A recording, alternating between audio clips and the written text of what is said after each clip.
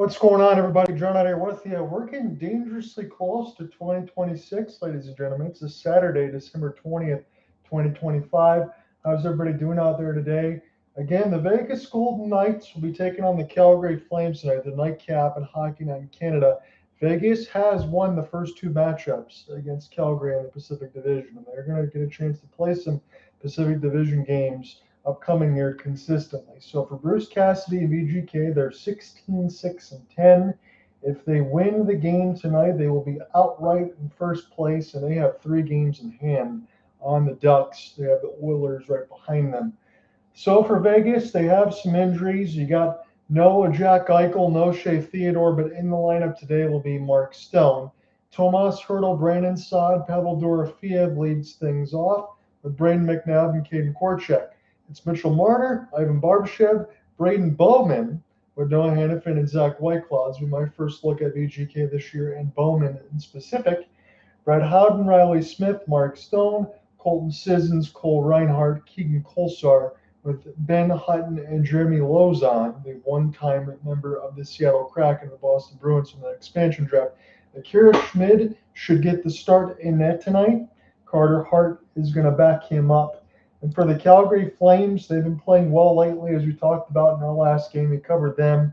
4-2 was their win over the struggling Seattle Kraken. But the Calgary Flames sit 14-17-4 on the season so far, 6 in the Pacific. They still have a ways to go if they want to make up space in that playoff race. It sounds like this: Nazem Kadri, Igor Sharankovich, Joel Farabee, Kevin Bahl, and Rasmus Andersson. Morgan Frost, Jonathan Huberdeau, Matthew Coronato with Jan Kuznetsov and MacKenzie Weegar. It's Michael Backlund, Connor Zary, Blake Coleman, Johnny Beecher, Ryan Wamberg, and Adam Klapka. Joel Hanley and Hunter Brustovich will be the third line defense. This lineup looks unchanged from the game a couple nights ago at the Saddle Dome, except Devin Cooley will get the start in net today. Dustin Wolf's going to back him up because it looks like Dustin Wolf is going to play on Tuesday. So Cooper says he might join me for this one. Admittedly, I'm going to flip in between these broadcasts because Sportsnet still has not started tonight, and I want to make sure that at least something is up or I'm not missing it. So for the Calgary Flames, again, as we said, coming off a 4-2 win over Seattle, they were 7-2-1 in the run before that Wings comeback attempt that just fell short. Again, still with LA, as you mentioned, had a loss to San Jose, but everybody's been losing to San Jose, unless you're the Dallas Stars. And for VGK, as you mentioned, 7-1-2 in the last 10. They're coming off a 2-1 shootout loss to New Jersey. They've won the first 2 meetings in this matchup. First one was pretty close. Second one was not.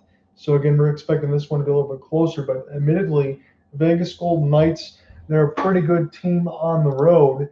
If we pull that up as far as where they are in the Pacific, as they said first, they're 9-2-5 on the road. Calgary, a really good home team, all things considered, with their record. They're 8-5-2, 6-12-2 on the road. They got a lot of games to make up on the other end. So Calgary is going to have a lot of home cooking, and we'll profile some of that stuff when Cooper comes in here as well. So I'm going to pause for a moment, and then we will get into it.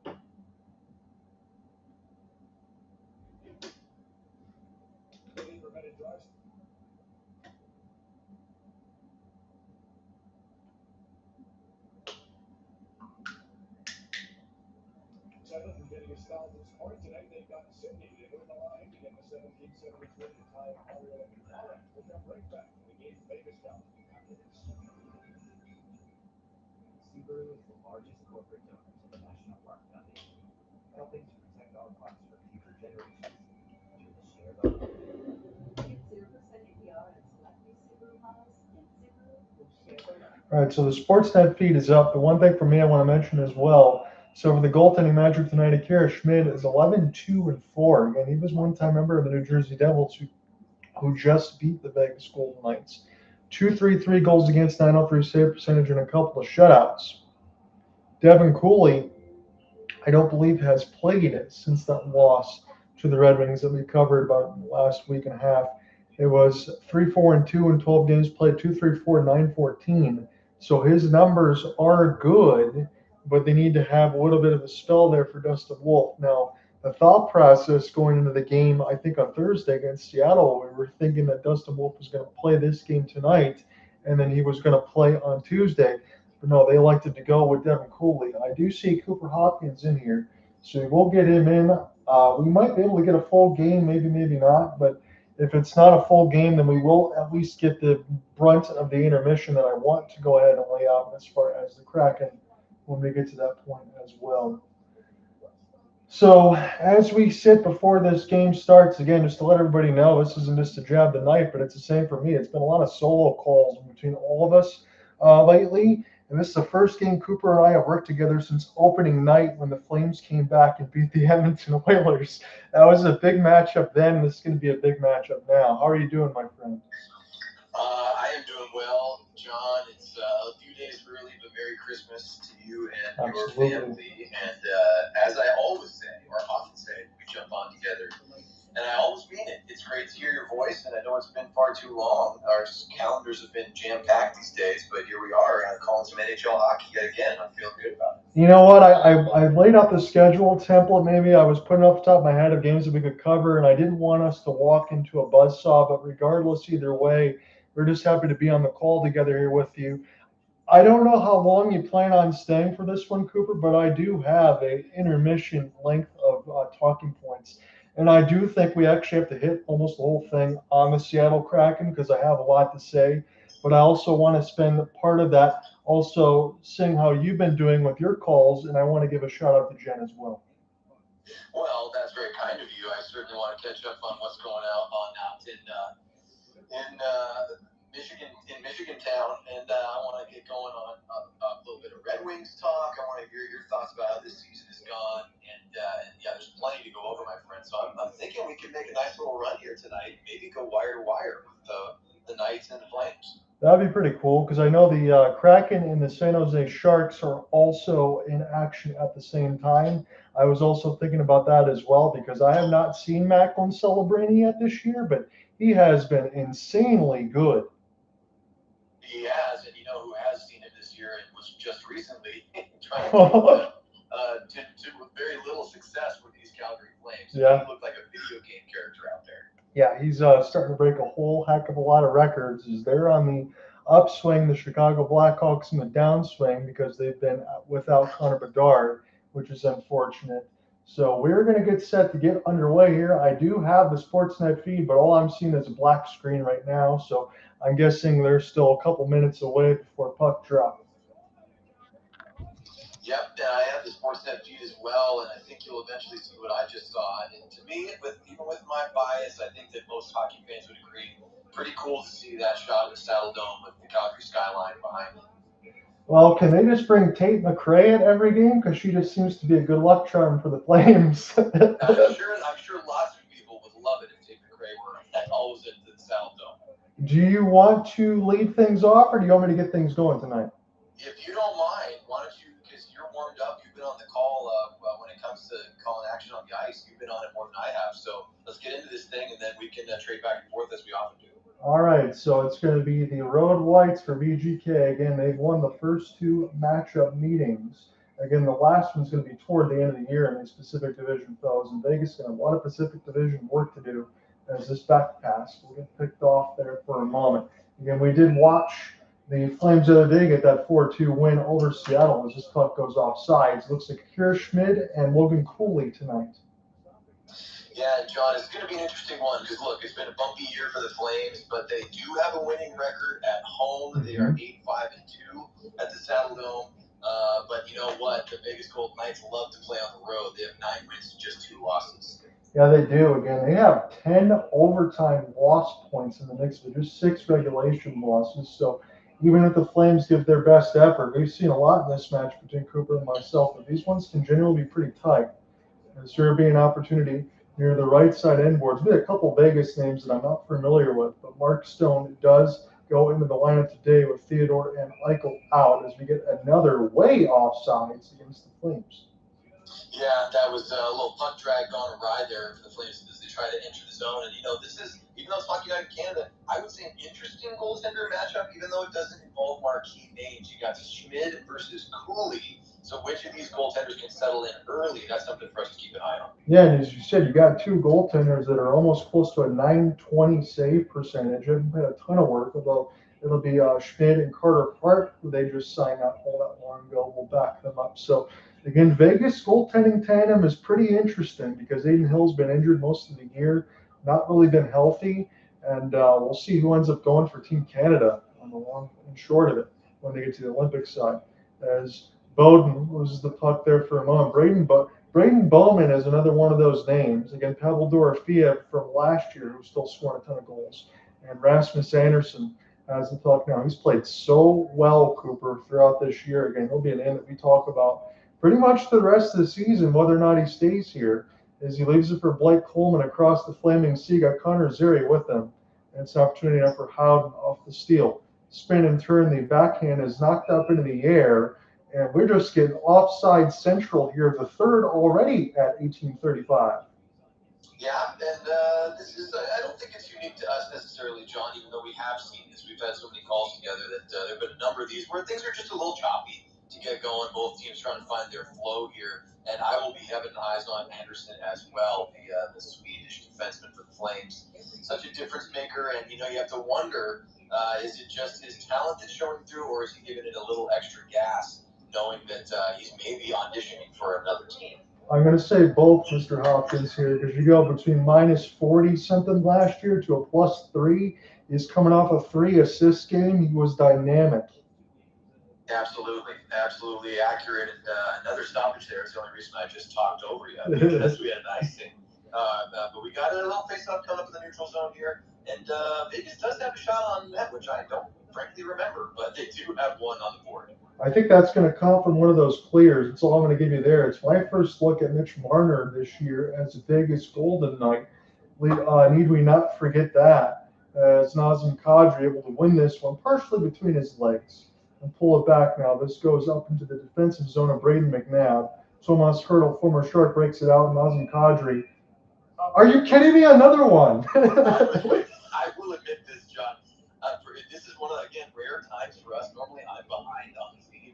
I think I got you. I'm about 8 seconds in the future, and I was waiting for your reaction. Another offside call. That is 6 already. I think I'm starting to lose count. Dustin Wolf, as you look at him, he's got a full head of hair. I'm jealous. 6-1-1 in the last 8 home games, plus 11 goal differential for the Calgary Flames, Mr. Hopkins. That sounds pretty good considering the season. Yes, absolutely. And just looking for either of these teams to really settle down and just build, as we talk about this time, just build your offense, find some time in the zone. Let's see what they got. Connor Zary had a couple of stick chops as this picked up now for Zach Whitecloud. This is an easy step. You got Blumberg with them with Johnny Beecher, the former Bruin and U of M man. This one sent toward the net, blocked. There's a slap shot for Joel Hanley as this put in behind the end boards. Again, Calgary does not have a shot just yet. Vegas has one off the long career. It's Bustadich. Again, he's the Washington Township, Michigan native. He's been really, really good with the Flames so far as he gets about his 5th game. As this is brought in, Adam Klapka will pump the puck for a moment as this will be hand grenaded outside the zone. Kevin Bahl, former New Jersey Devil, will pick this up, and a little bit of a fan on the clear, but the Flames will still take the change for Ryan Huska's squad as Bahl gets around Brett Howden. And will push this one right to left. Dangerous skate right through the middle of Zama. Matthew Coronato able to kind of calm things down, and Coronato gets it to Huberdeau nicely. Huberdeau on the backhand. It's Rasmus Andersson who's going to like to send it in. We're finally getting a little bit of back and forth as this will be picked up now for Bahl between the skates. That was not a good pass there for Rasmus Andersson. All he can do is send it around the horn. This goes D to D. Bahl with the slapper gets blocked out in front. As this will be picked up now for the moment for VGK. Again, road whites and mix of the gold and the red striping. You have the sea of red jerseys with the white and the gold striping there for the Calgary Flames. Again, the Golden Knights, if they win this one, they'll have first outright with 2 more games in hand over the Ducks, and that is important for them as Jan Kuznetsov will make this pass ahead toward the right wing side. Connor Zary braces for some contact. Coleman on the backhand drive to the net, but he lost the puck. I thought he was trying to make a pass there, but he got picked off.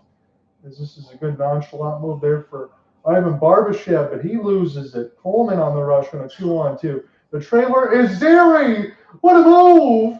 Scores! Wow! There it is, John. Opening goal for number 11. He's long in the tooth, but he's still got the skill. It's Mikael Backlund in the right place at the right time. Following up the play, that is fundamental hockey. Zary with the toe drag. A little bit of a stick check there. It bounces around. Coleman had a piece of it. Will probably get an assist as well. Backlund cleans it up on the doorstep. 1-0 Calgary. So Backlund has 3 goals in the last 2 games. If you count that there, Connor Zary, I mean, my goodness, still to drop that one out in front, get some help. Backlund finishes it off, but you credit 47 for that setup. That was unreal. 8th goal of the season, and we have assists to Coleman and Zary, 5 and 4 respectively on the year with the apples for them. So great start for the Flames, not even 5 minutes in. So if the Flames win this one against VGK, and we got tons of time, they've been using Taking Care of Christmas as their goal song. They might have to let that one go full time, Cooper. I think you're onto something, John. 15:45 left to go in the first. Here's a chance. Good save, Cooley off the backhand. Cooley, he was almost hung out to dry there. Nice back checking. I think that was Bahl who was chasing down Hertl. But Hertl had a great look at it. Cooley says no. So maybe Flames are getting offense and defense here with their netminder. That's good to see because Devin Cooley's had some good numbers. Again, they showed a lot of shout-outs there on Sportsnet of him working through the VR, making some saves, and the nihilistic mindset. Again, sometimes I have that too, but you got to keep everything else in calm, cool calculation and keep yourself level, and he's really good at that. Picked up now toward the right side of the post as Weegar trying to punt the puck. Now some Kadri out there as well. This will go D to D, and it'll be deflected toward the right side red line. Brandon Saad, former St. Louis Blue, flipped this one around for Tomas Hertl. Hertl now back to the point. This gets blocked. Flames trying to rush out just to push this center ice. Now Sharon Govich flip this one back down as we stop by Schmid. So again, first look for me for Akira as well, the former New Jersey Devil. Vegas just lost to them in a shootout, 2-1 the other night. But again, it's a goaltending tandem as we talk about between both of these teams. It's pretty interesting, as we mentioned. Keegan Kolesar. Put this back now to Devin Cooley. We'll just let Hanley play it. And right to left go the Flames as this one bounces off the stick shaft of Klapka as he absorbs a little bit of a hit there, does Ben Hutton. Good back pass into the defensive zone. See if VGK can get something out of this as Hanley will touch. Again, they outshot the Kraken 46-23 shots on goal, but Calgary was pretty close, about 80 shot attempts in that game. They really just outworked Seattle. Lomberg now, push to the right side boards. This one will go D to D for a moment. Ball, walk in, shoot deflected off of VGK. 14-15 left to go in the first. John here with you alongside Cooper Hopkins. So pleased to be joined by him. It's been a while since we worked together. Now it's only appropriate that Calgary tries to get a win here tonight against a really good opponent, Coronato. From right to left, there's Frost right up the gut across the flaming sea. Doesn't have a lot of health. And this pass will get picked off and try to get to Jonathan Huberdeau. Good stick shot there for Ball, gets a steal. Clean steal of that of Riley Smith. That was good work. As Morgan Frost now racing across the left wing off the drop pass. Here's Coronato. His shot that gave the Flames the lead over the Kraken was a good one. Right over the shoulder of Joey DeCord. Back pass. Good design there for Huberdeau as you try to get this one back to the point. Absorbs a hit of the Flames and a backhanded attempt. Does not get out. Coronato able to send it back in. Shot board's just 3-2. Backlund gets the goal. Connor Zary gets a secondary assist. That's where we are right now. As this one's flipped down the ice. Rasmus Andersson, will he stay or will he go is the question. As it's picked up now, they get it around Bowman. Rush up the ice for a moment, but the Flames steal across the right side red line and content to dump it in. Coleman. Left side red line with Zary. Coleman gets the steal for a moment, picks it back up, tries to get it back to 47, but throws it behind the inboards. That's Rasmus Andersson. Picked up now to Connor Zary for a moment. This will be stick shot. Backlund who will open the scoring. He's got it across the right wing. Good play to Coleman. Coleman in tight. This one off of Schmid's stick. Now to Blake Coleman. This is a good start to the game here for the Calgary Flames, but they got to be able to keep it up against VGK. as this will be knocked away. Good steal. Here is Backlund. Fans and the opportunity probably got stick checked as well, as this will get sent back down to Kevin Bahl. Scored in 2 of the last 3 games is Blake Coleman, as we always say, Stanley Cup champion with the Tampa Bay Lightning. As this one's knocked away, Sharangovich couldn't get to it. He got the Kadri line back out there. That's line numero dos. This will be knocked away right out in front, a backhand save. That one might have went wide, and maybe it's saved by Cooley. As this is White Cloud at the point, this one gets knocked up in the air. Dorofeyev was lurking. Back around the end boards now for Saad. Saad turn around. Lots of traffic in front of Cooley right now. That's Hertl. Works his way in behind the net. Vegas looking dangerous here. Hertl trying to buy some time to bake out the outside of the cage. Have to try to get a back ball. Need some help. Kadri Sharangovich, beautiful play. Gets it out. Farabee now will rush down the ice. Farabee now able to kick it to his skate. He takes a tumble. It's loose in front. Trying to find Kadri. Goes off his skate. Jan Kuznetsov now to Nazem. And Kuznetsov with the drop pass. Sharangovich goes D to D. Right side, Jan Kuznetsov shoots up high. It's in, but is it interference? It's in, though. Wow, Kuznetsov with the goal. Seeing I shot your Schmidt. John, I haven't seen a collision like this occurring at the moment a goal is scored. I haven't seen something like this maybe ever. Schmidt gets rocked in the back of the head. I think it was unintentional. And was it Klapka, the biggest flame on the ice, absolutely dropped Schmidt, unintentionally hip checks him. Ooh. Coming through the crease, my friend. Yeah, as you said, that puck is in before the collision, but that is like a hip drop in wrestling. Takes out Schmid, and the Flames lead by 2. But I loved it in that defense. Go ahead. Second look at it here, and this is just a benefit of me being 6 or 7 or 8 seconds ahead of you. It looks like Klapka is in full control until he collides toe-to-toe with McNabb's skate, which spins Klapka 90 degrees. He catches an edge and goes right into Schmid's left temple. My goodness. Yeah, I was going to say, I love that defensive play to start there for the Flames, don't you? They were in all sorts of traffic there with Hertl out in front. They were able to get the puck out, and then about 15 seconds later, after a good cycle in that collision, the Flames are up 2-0. Yeah, they have been the better team here. They've had great offensive possession, zone time. Cooley has made some big saves. Nice back checking. I like what I've seen from Bahl tonight, and that goal's going to stand. 6 shots now, and 2 of them have gone in for the Flames. It's 2-zip Calgary. It's pretty tough there against for Schmid, but really what you can do, as Cooper said, it's been the better team. Here's an opportunity. Cooley's got to come out of his goal crease. He will. I always get this to the left side dot, but this is with VGK right now. I kind of wonder. I'm not going to say panic button because it's 10:50 left to go in the first, but this is an opportunity with 3 games in hand. You don't want to go ahead and lose some of that standing there, even though you have games to make up. You got to win them. As this goes to the right side boards, this is a good start here for the Flames. Have been playing very well of late. Kuznetsov back out there after scoring the goal. Good body contact. That was McNabb for a moment. Now Hutton tried to send this one. He looked for an intentional shot, and it actually hit the stick of Weegar. He fell down. He's able to pop back up, get it out, and now the Flames almost had an opportunity again with Ryan Wamberg. That would have been a tough catch anyway. This is opportunity now for Schmidt. He falls down. Picked up now for Coronato. Coronato is going to let a drop go for Huberdeau. That pass was way too tough there. And here's a potential break. Backhand scores! My goodness, that's how it happens. That's Vegas Golden Knights hockey for you, and a little bit of misfortune for the Flames. The hockey gods have gotten back closer to neutral here, and how they're favoring these 2 teams.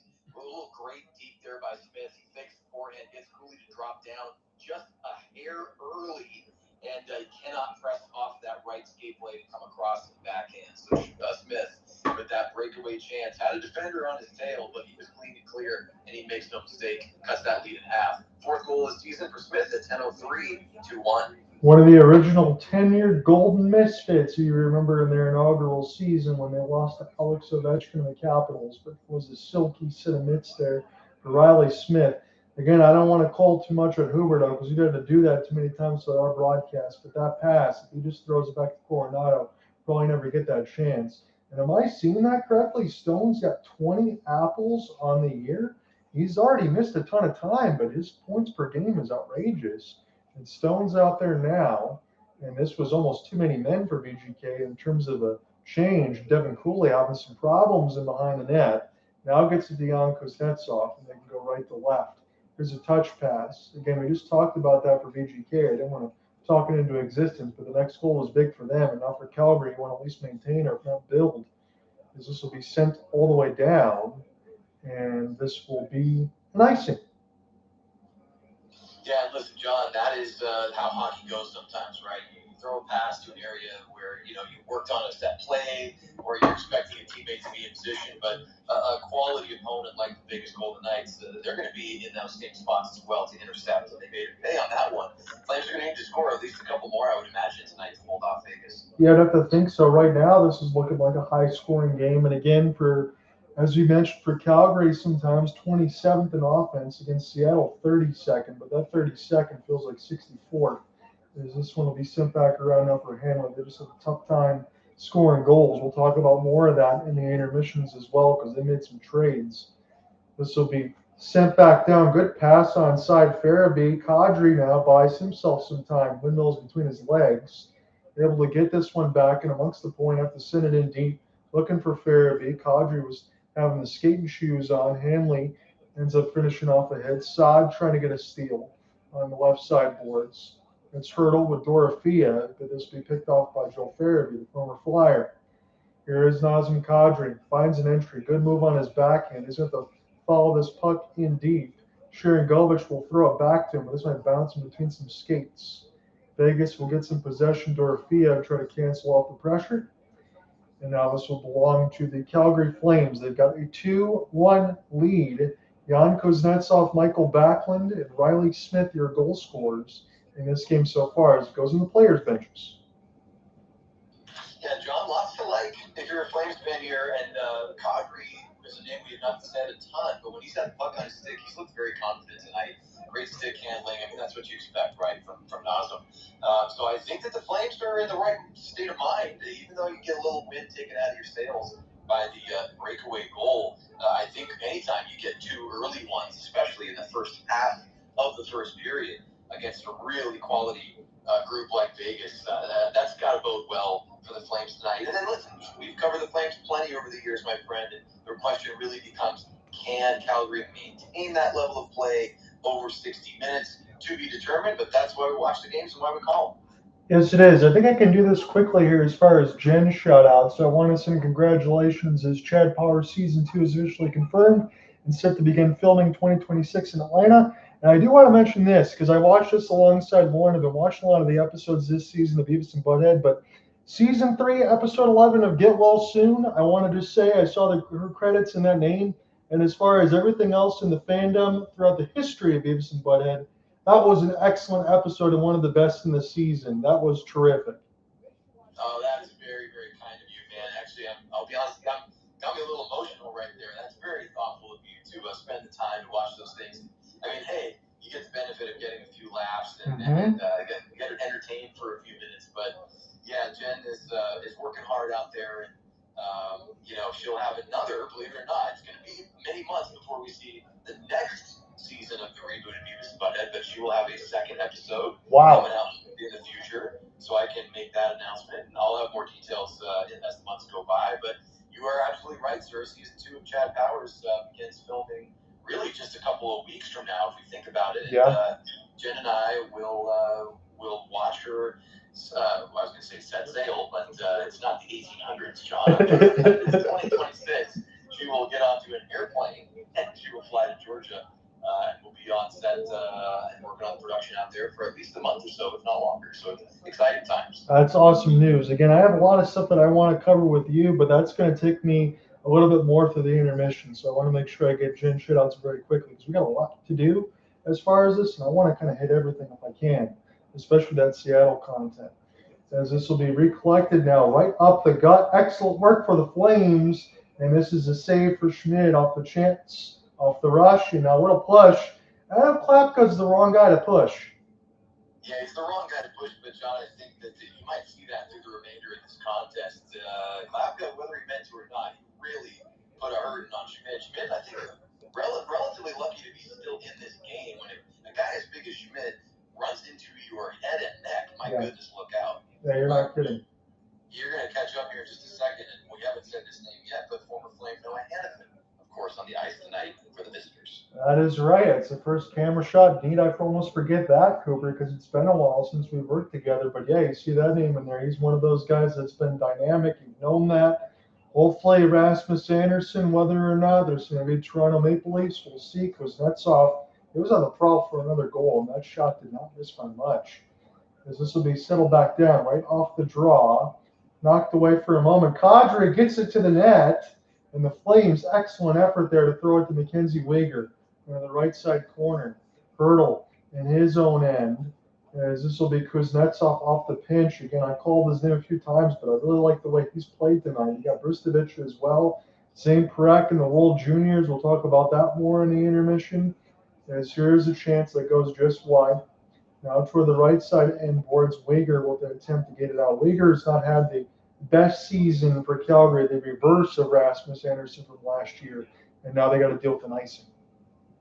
Yeah, so icing for the Flames, it actually segues nicely into what I was going to mention, which is really not something we often get to say about these Calgary Flames. Look, they're not completely moribund when it comes to their offensive capabilities, but I think tonight is a rarity. Is the word that's been coming up for me. They've been looking the best in their offensive zone, which is a nice change for me. And we're going to have to see, Cooper, if that dictates to the power play, because that is the one thing where the Calgary Flames struggle. But 5-on-5, with playing this well against Vegas, that definitely opens your eyes. Is this one fake the slapper?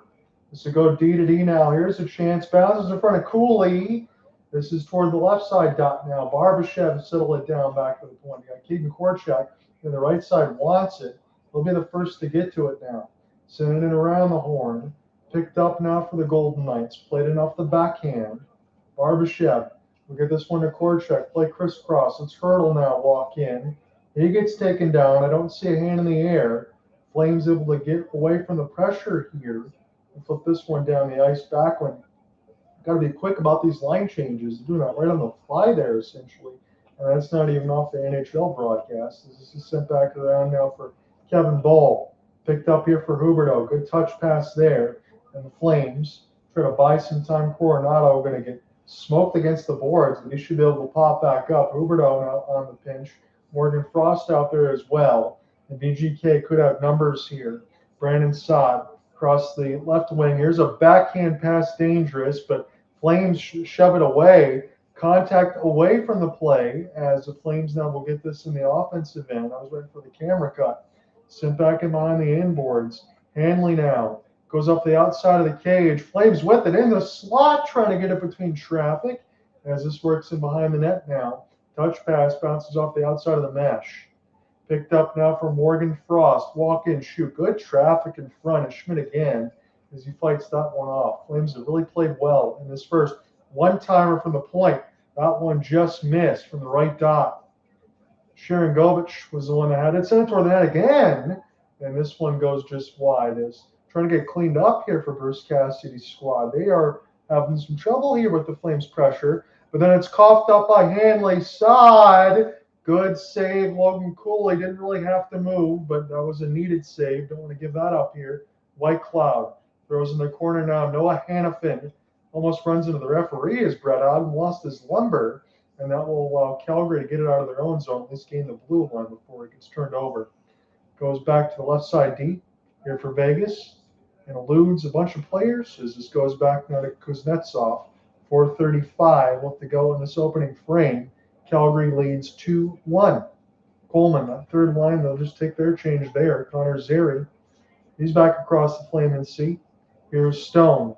Stone will just throw it into the right side red line. Stone gets a steal, puts it right out in front. Connor Zary with Lomberg. 2-0. It's Lomberg. He scores! Big number 70, John. And by big, I mean small, but I mean big play. That is huge stuff from Lomberg, a fan favorite, one of mine, and I think ours as well. I think we share our feelings about that. But Zary on his horse down the left side.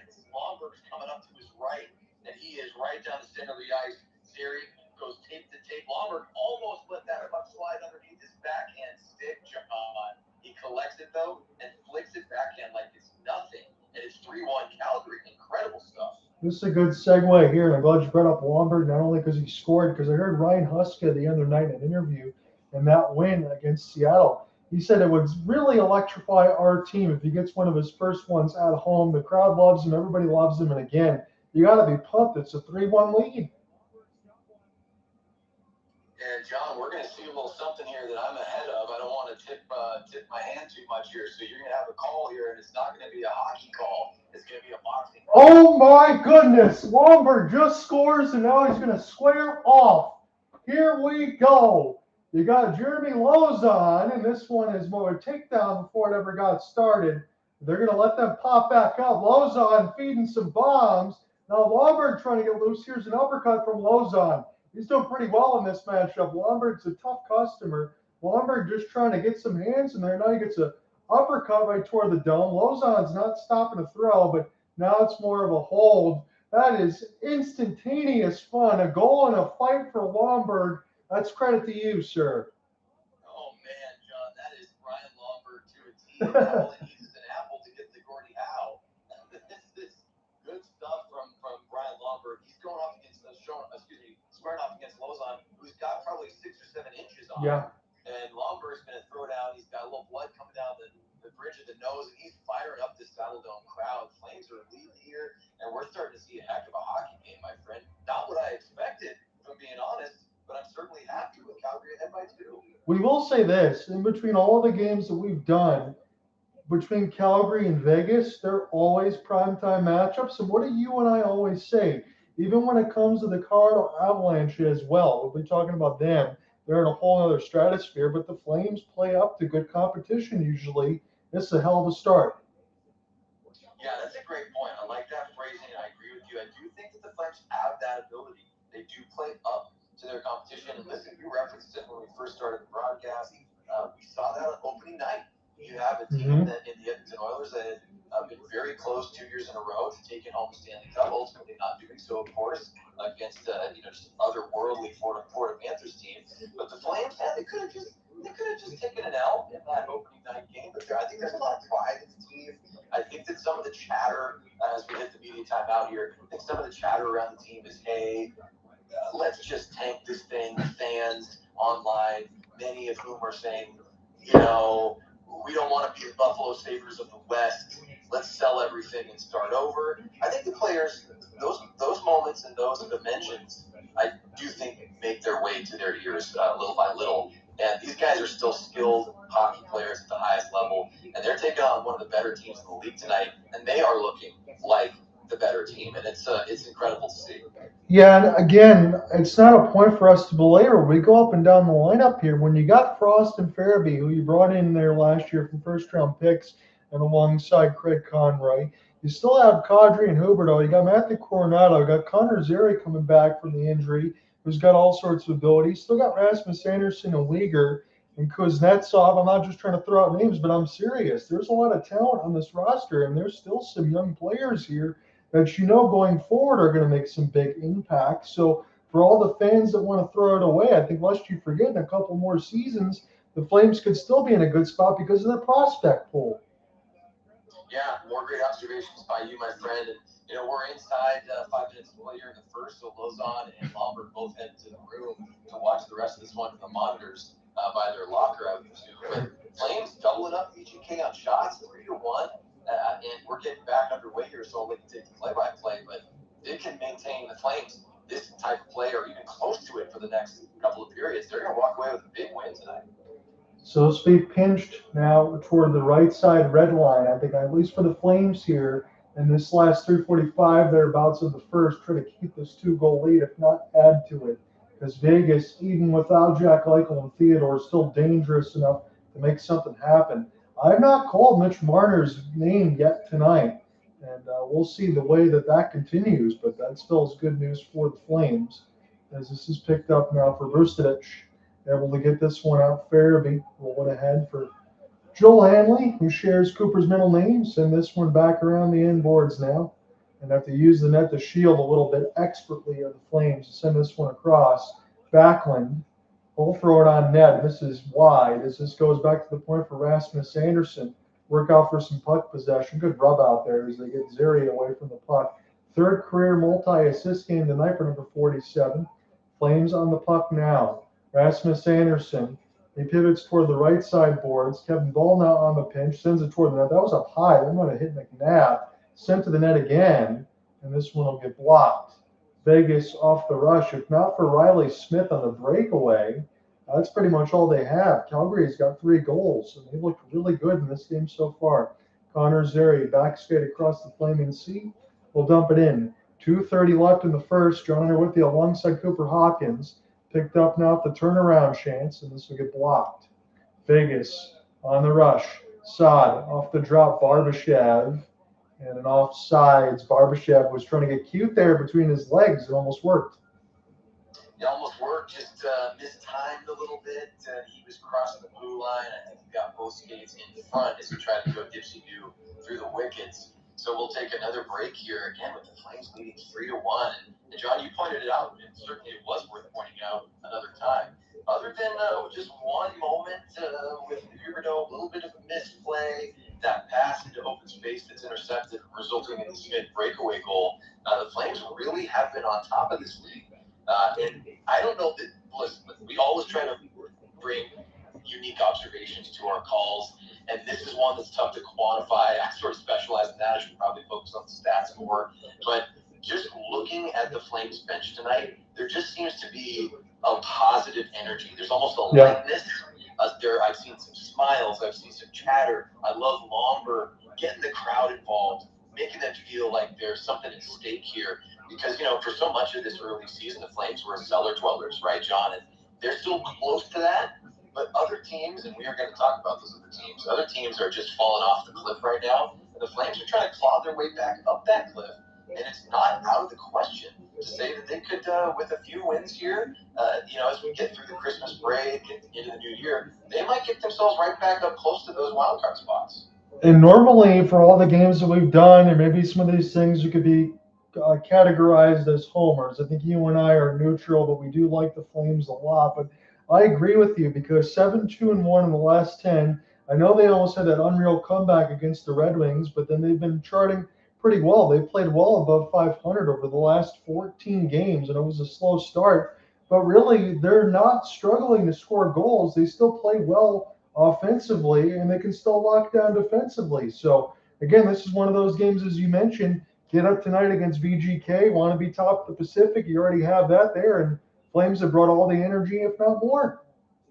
Yeah, you know what? Call me crazy, but I do think that something matters for the Canadian franchises. Hockey Night in Canada, it's something that's real up there. It's like Monday Night Football. Those players get up for big games. This is a big one for Calgary. Set back across, and this is knocked down. All sorts of traffic out in front. For Bowman try to get this one ahead now. Barbashev toward the net. Again, Rasmus Andersson will be the person that will be brought in after hours alongside Scott Oak, who will get interviewed. So I do not have the CBC feed from where I am, so I won't be able to watch that one. But hopefully we can see some stuff from the Calgary account as this one gets iced. Yeah, and we're going to see here in a second, John. Looks like Weegar took a puck to the hip, maybe the knee area. He went down and gingerly went back to the bench. He didn't go to the room, but looks like he took one into a sensitive area. Yeah, hopefully he'll be able to recover. Again, they're pretty close to the intermission as we sit at 1:38 left in the first, so it shouldn't be any worse for wear. Kevin Bahl going to get set to check in once it goes back to that side of the ice. But first, it is a D-zone draw for the Flames.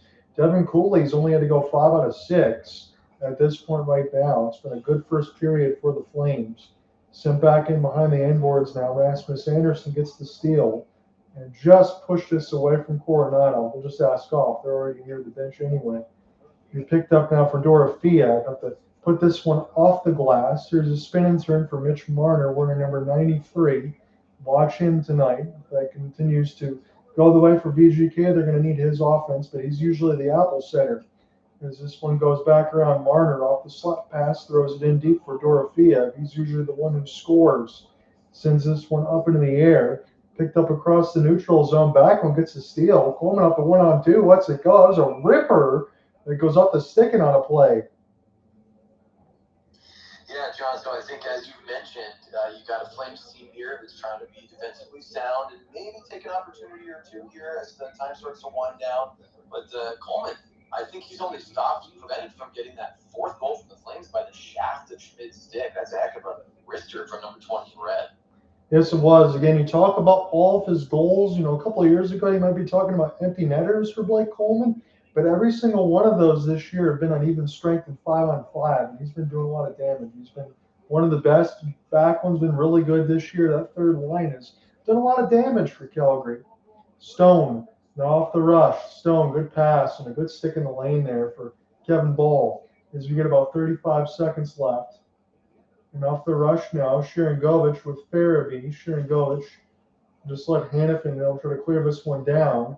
Bounces off of Nazem Kadri to the right side red line. Kadri's going to need some help here. Gets dispossessed of the puck off the double team.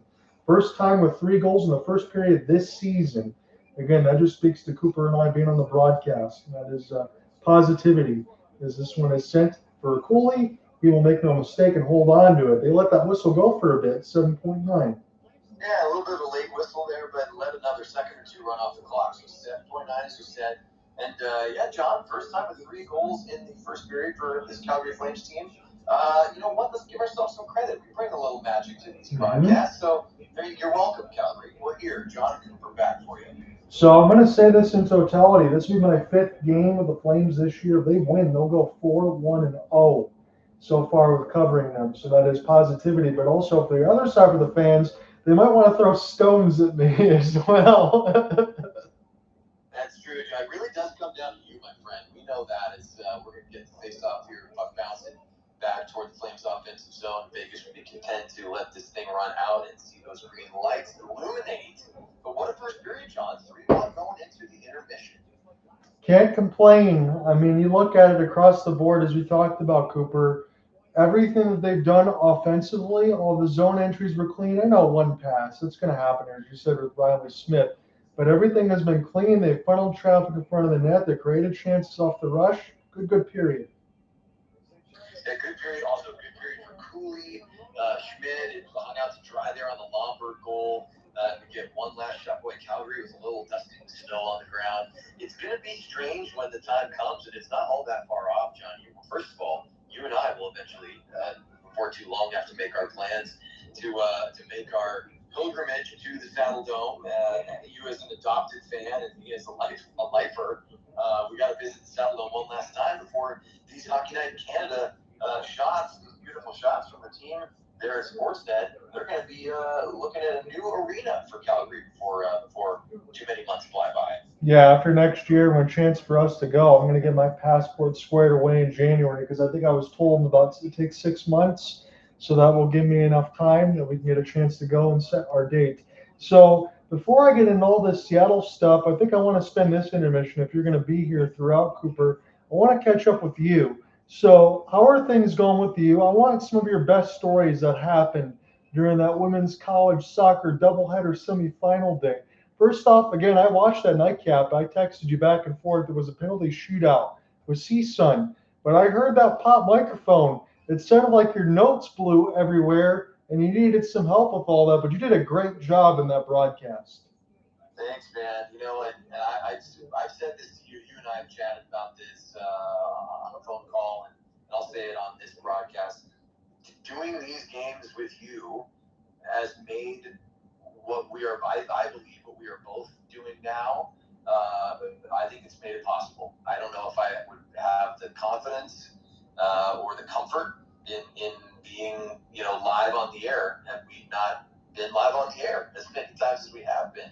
And those nights in Northridge, California, it's not calling hockey, but calling a men's soccer match back in October, and then getting to kind of flow in and out with one of my partners there working on the commentary side as well. That's something you and I are very accustomed to. That's how we, run our calls. And, then getting to jump in right in, getting the trust, of the athletic department there at Cal State Northridge, Division I sports, being asked to call not just one women's soccer game, 2 women's soccer games back-to-back one night, and then having those games be semifinal matchups in a conference tournament was so surreal and really a wonderful experience. And it may lead to some additional opportunities here as we get into the new year.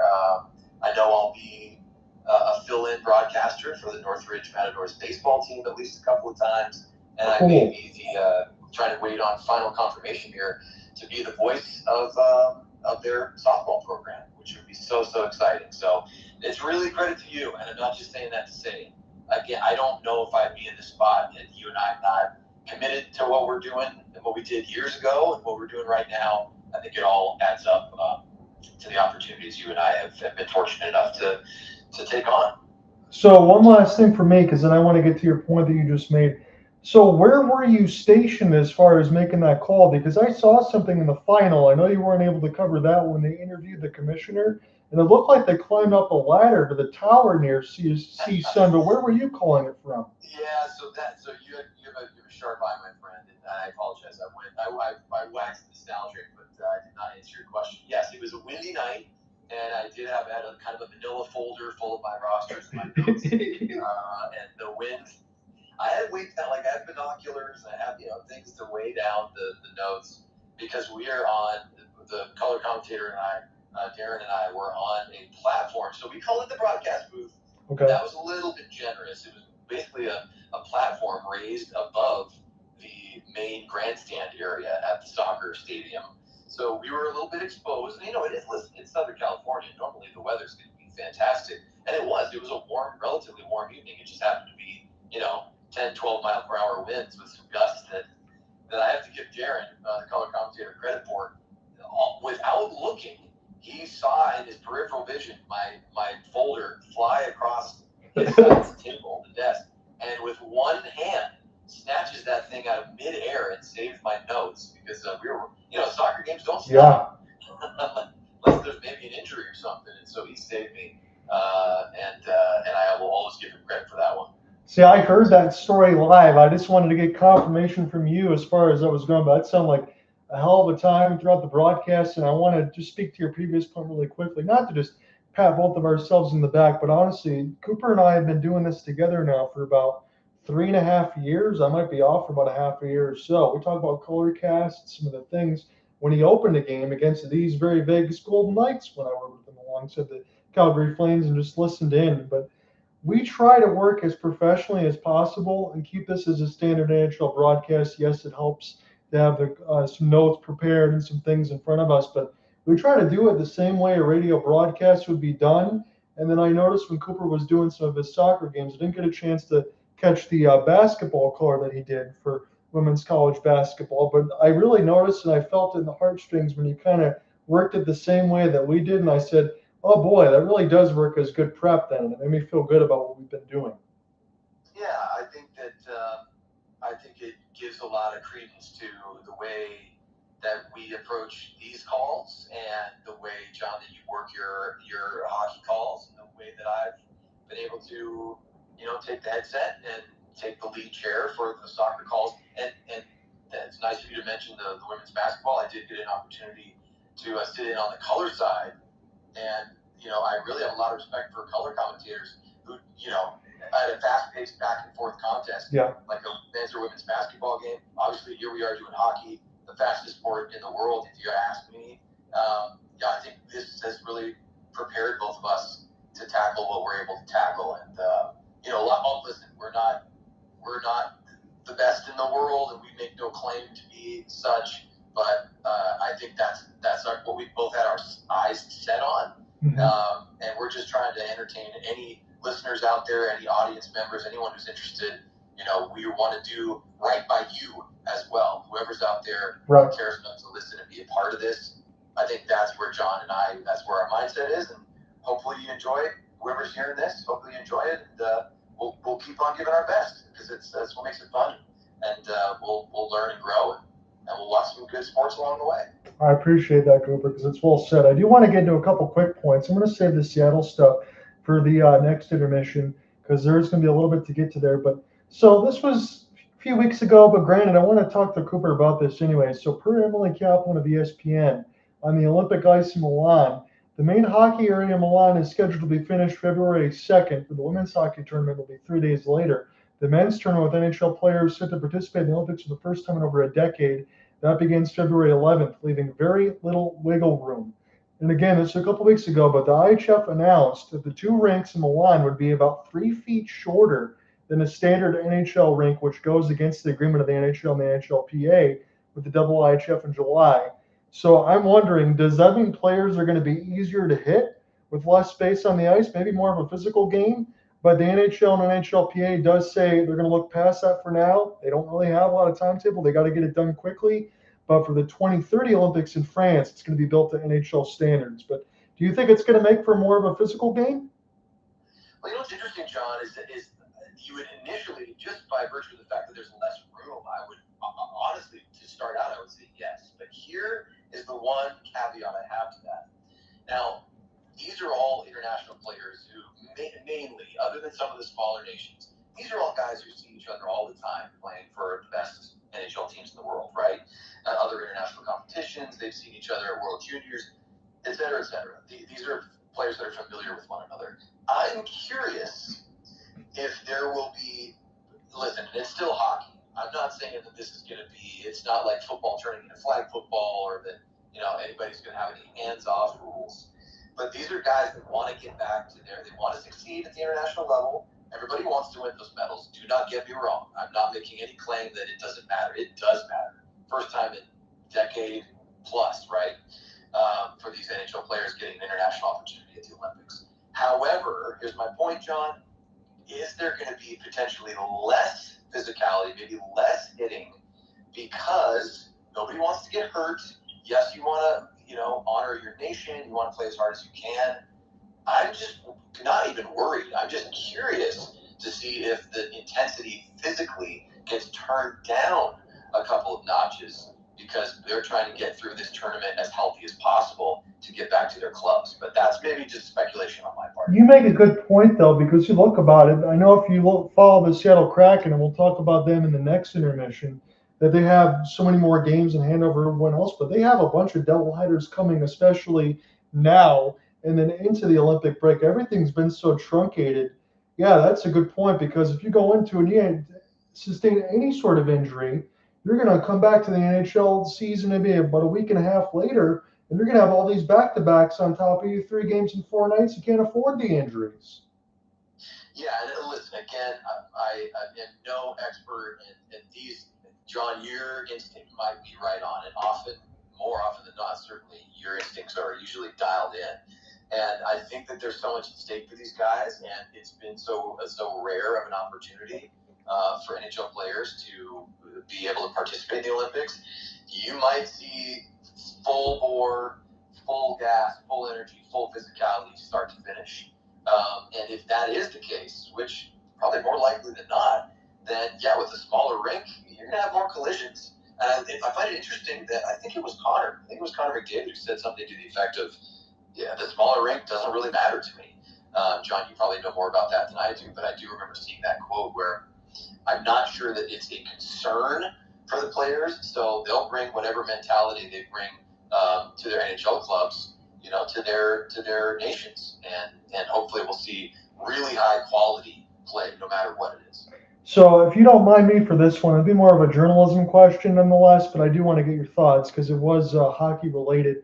So a few weeks ago, when Logan Cooley had that injury, when he got crashed into in the net against the Mammoth, a couple of paragraphs that were mentioned at TSN, it was tsn.ca, and it's still up about the leg injury, but it didn't talk about how it happened against the Canucks, but it had a blanket statement of his draft status and where he was from college, but didn't talk about the injury that much. And all it did was talk about his draft status and his points in the NHL.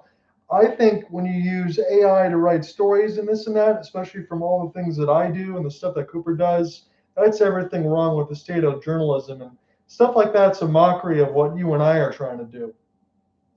Yeah, and I just think that, and I will first say I haven't had the opportunity to read the article that John is referencing, but I have seen, so this is just me anecdotally jumping on to what John's laying out there. I've seen those types of articles, and it's tough to even call it that because that's sort of what you would expect from a human being, right? It's almost like an AI report. Yeah. And it's not really even fully relevant to the moment. I think as people, as sports fans, I think we deserve better than that. And you're saying, okay, what does that mean, better? I think you deserve the context of another human being who is invested in the unique moments.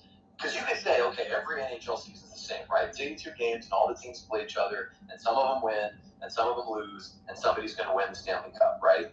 But it's the small moments that make it exciting and make it unique, John. And when we start to treat those small moments like, well, you know what, I'm going to throw it to a robot and let ChatGPT summarize this moment. I think that even more than, of course, we're going to pay attention to the Stanley Cup final. Of course, we want to know what's going to happen in major international tournaments, the return to the Olympics. Yeah, I think that authors, writers want those major moments too, but we lose sight of the fact that the small stuff is really what makes it fun and unique, especially for each fan base. And we got to treat that with respect. And when we don't, I think that's not a great sign.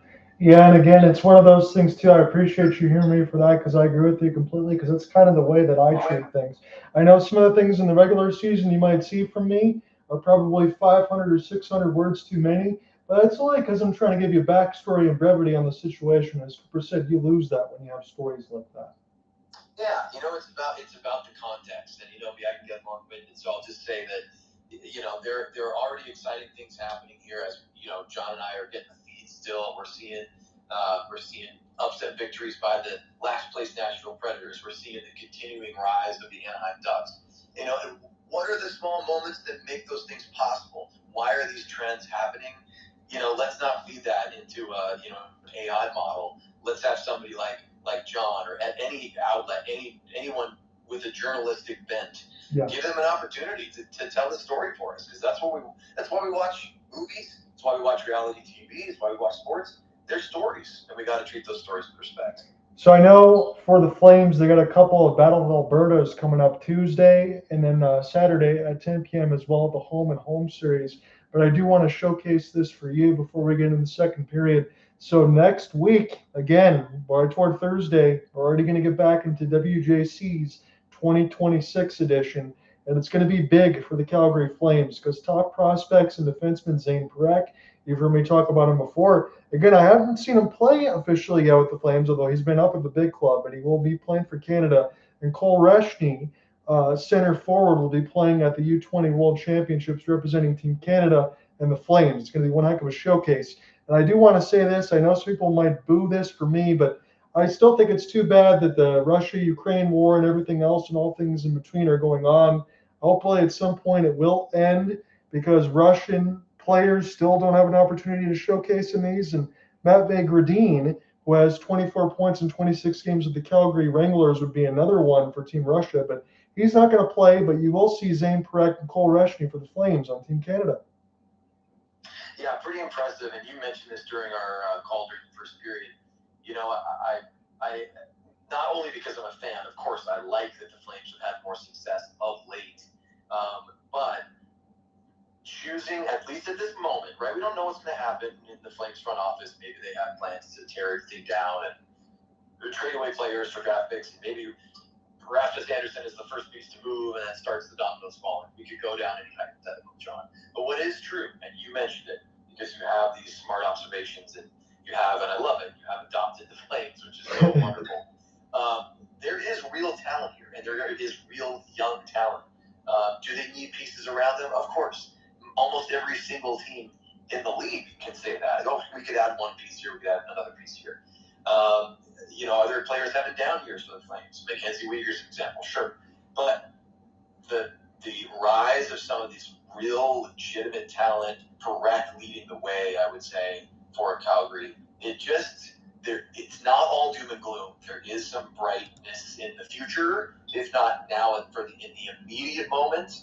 But call me crazy for remaining hopeful, and I can't wait to see what those two youngsters do in those tournaments. No, I agree with you. When we looked at the prospect pool, we've talked about all of it. We're going to talk about some other teams in the second intermission that I don't think have as much of a rainbow in the sky. I know it doesn't look that way right now for the Flames, but you do got to understand, this is coming from the perspective for me who's been in the Think of it with the Red Wings now for almost a decade of them not making the playoffs. It takes time. I know we're going to be getting into the second period, but I do want to mention this. The Vancouver Canucks, they won 4 in a row. They beat the Bruins 5-4. What Quinn Hughes trade? My goodness. Yeah, and listen, that may have been a bit of an albatross for the Vancouver Canucks, right? There may have been a little cloud in that room, not necessarily because Hughes was outwardly bringing negativity, but I think that when the writing is that clearly on the wall, I think it was known that he was going to be moved. I think they needed to cut the ties, allow him his freedom and his next chapter. That also allows the team to have its next chapter, and there you go. There's a little proof in the pudding with that win. You get set to take it away, and again, we're just looking at MacKenzie, Weegar, Elf on a Shelf, bobbleheads, whatever, and the stare downs, or Rasmus Andersson, excuse me. They're getting a lot of camera time for him, well deserved. Yep, and so John, I'll get the play-by-play here, which is very gracious of John. Very gracious of John, give it to me. So bears repeating, the first time this season, the Flames have scored 3 in the first period, and only the second time this season, the Golden Knights have allowed 3. So we're underway here again for the listeners. I'm just a little bit ahead of John. So John, I'm in the future, my friend, but join me there as you chase me down from about 10 or 12 seconds in the past.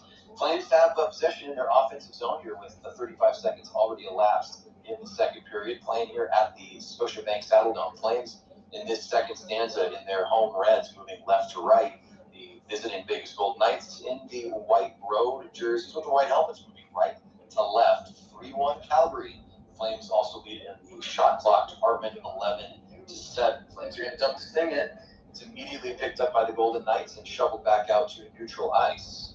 And the Golden Knights with Hertl will try to come the other way into the near corner. Cooley in the net watches through some traffic toward his right. And Hannafin to make that McNabb picks it up at the left point. He'll try to wind it around the horn, but the Flames do a nice job with the stick check on the far side. They will take it away. So the Flames take a deep breath and remain out there with, I believe, their third line. He's got Zeri out on the ice right now, so he will make a change. He's got a couple apples this evening. Made a nice semi-stretch pass to Lomberg, who had a breakaway and finished that third goal for Calgary in the first period. 18:20 to go here in the second. Cooper Hopkins on play-by-play alongside the now color commentator John Hotz and Rasmus Andersson, who's on everyone's mind, especially if you're a Flames fan. Will he, won't he, will he stay, will he remain a Flame? He unfortunately turns the puck over here in the neutral zone, and from a tight angle, that shot's going to deflect off of Cooley's blocker and up into the netting. So we're going to get a stoppage here, John, and now Lomberg and Lozon, who started the period in the penalty boxes, they're going to receive more stick taps after their tilt in the first period. Oh, why not? They've had plenty of time to re-energize and enjoy themselves. Maybe you probably won't see them fight again, but that fight in the goal from Ryan Lomberg, if he does get that assist, we will see the Gordie Howe hat trick, and that would just be awesome. I love it, Lomberg. I mean, this is what we're talking about. There seems to be a real positivity on the Flames bench. I mean, who doesn't feel good when you're leading the Vegas Golden Knights 3-1? But Lomberg's got a big grin on his face, and I think a couple stitches on that nose as Kadri is waved out in the face-off circle, and it will be taken. I think that's Sharon Govich there as I look for that number. Yes, indeed. He wins it in the defensive zone. Nice to see that from the Flames as well. Done some good work tonight in the O zone. Bouncing puck now from Kadri on the other side of the blue line. Gets into the crook of the arm of Schmidt, and he will stop play with under 18 to go here. So my question for this second period to you, if the Flames at least keep this within 1, would that put them in the driver's seat for the third period? Because I think this is a monumental period, probably more important than the third, actually, to try to maintain, if not keep, this 2-goal lead that they have. You don't want to give it away. This is an important set of 20 minutes. Yeah, I'll second that and add a tiny thought to that, saying that I think the Flames need to prove it, not to anyone else, but to themselves, that they can continue to turn up the heat, and no pun intended, but they have 3 already. But you can't just let that pressure cool off and try to ride this 2-goal lead. As the saying goes, 2-goal lead, the most dangerous in hockey. So Flames would love to get at least 1 more here and really start to put their foot on the neck of the Golden Knights. 17:32 to go here in the second as the Flames had some O-zone time there after an offensive zone draw victory to Schmidt's right. Now the puck is being bounced around between stick blades trades in the near corner, and Vegas will come away with this. Chip it into himself is Schmidt. Oh, excuse me, not Schmidt. That is, pardon me, John. I have a little trouble with my roster here. That gets reset. That was for the Vegas Golden Knights Sissons, and that one bounces into the webbing of the big trapper for Cooley, and the Flames will stop the play. That was almost dangerous off the rush there. If Colton Sissons had anyone with him. Now Farabee getting pushed a little bit by Kolsar, as it looks like the heat's remaining between these two teams going on from the first. I agree with that. And in the first just short of 3 minutes or so here, nothing really all that dangerous or notable. So maybe another short period here, both teams feeling each other out as we get back underway. An offensive zone draw is won by the Golden Knights. Carried down to the near corner. Nice check there by Klapka. And he's, of course, notable tonight for running into Schmidt as the second goal was scored for the Flames. And here come the Golden Knights the other way. Cooley's all the way down. He got pulled out of his skates, but no shot on net. Now a shot from distance bounces into the blue paint, John, and it is trapped on the ice by Cooley. My goodness, what a sequence. You could break this one down for us, but probably should have been 3-2. There was an opportunity right at the doorstep a couple of times for the Golden Knights, and that almost looked like that Schmidt play was Bowman right in front of the net. He couldn't get the shot off the first time as Cooley fell down like some bowling pins. Wow, I'm getting a look at this as well. And yeah, Bowman really didn't even get a shot off. He tried to go forehand, backhand, and then a centering, sort of a semi-shot pass from the blue line, bounced off some bodies. Cooley was able to find it and freeze play. Now the Flames, another good job winning that defensive zone draw. They chip it out toward the Flaming Sea logo at center ice. And Bowman, had 4 goals in his first 6 NHL games between November 15th and the 22nd. I would have had another one there, but was unable to pull the trigger. So we're reaching about 4 minutes or so elapsed here in the second period. The Flames leading by 2, scored 3-1, 12-8 on the shot board, and there's a centering pass from the Flames that bounces right out in front of Schmidt, but no danger. And here come the Golden Knights the other way, chipped into the offensive zone, but no one there as the Knights get a partial change. Carried by Sharangovich here, and sent up to Andersson. Andersson trying to reconnect with Sharangovich, but it will float all the way through to the glove of Schmidt, and the big goaltender for the Knights will stop play one more time. So that previous sequence, as Cooper mentioned, Bowman just ran out of room near that left post off the backhand. Otherwise, that would have slid in. And then there was a bouncing puck there that Schmidt was able to hold on to as Huberdeau let the shot go from the point. That was a C9 chance. Actually bounced off the skate of Noah Hannafin. Yeah, and Coronato was the closest playing to it. He leads the team with 11 goals, and 5 of those with the man advantage. John, really first time we're mentioning this here, other than you mentioned it potentially coming up in the first period, which you didn't. No power plays for either team tonight. I'm going to go ahead and say that's a plus for the Calgary Flames. Keep Vegas off of it. I agree. And there's a beautiful shot from the right side from the Golden Knights, none other than Stone, and that was turned aside by the left shoulder of Cooley. So Cooley's looked decent this evening. The only goal was a breakaway, so you can't really fault him for that. And my player of the night for the Flames so far on the defensive side, big number 7, Kevin Bahl. He's looked confident on the puck. A couple of nice back checks and some stick lifts. Number 7 doing well for Calgary this evening. As Flames are going to try to chase this one down here, it's Farabee in his own zone, 15-15 on the clock in the middle period of the evening.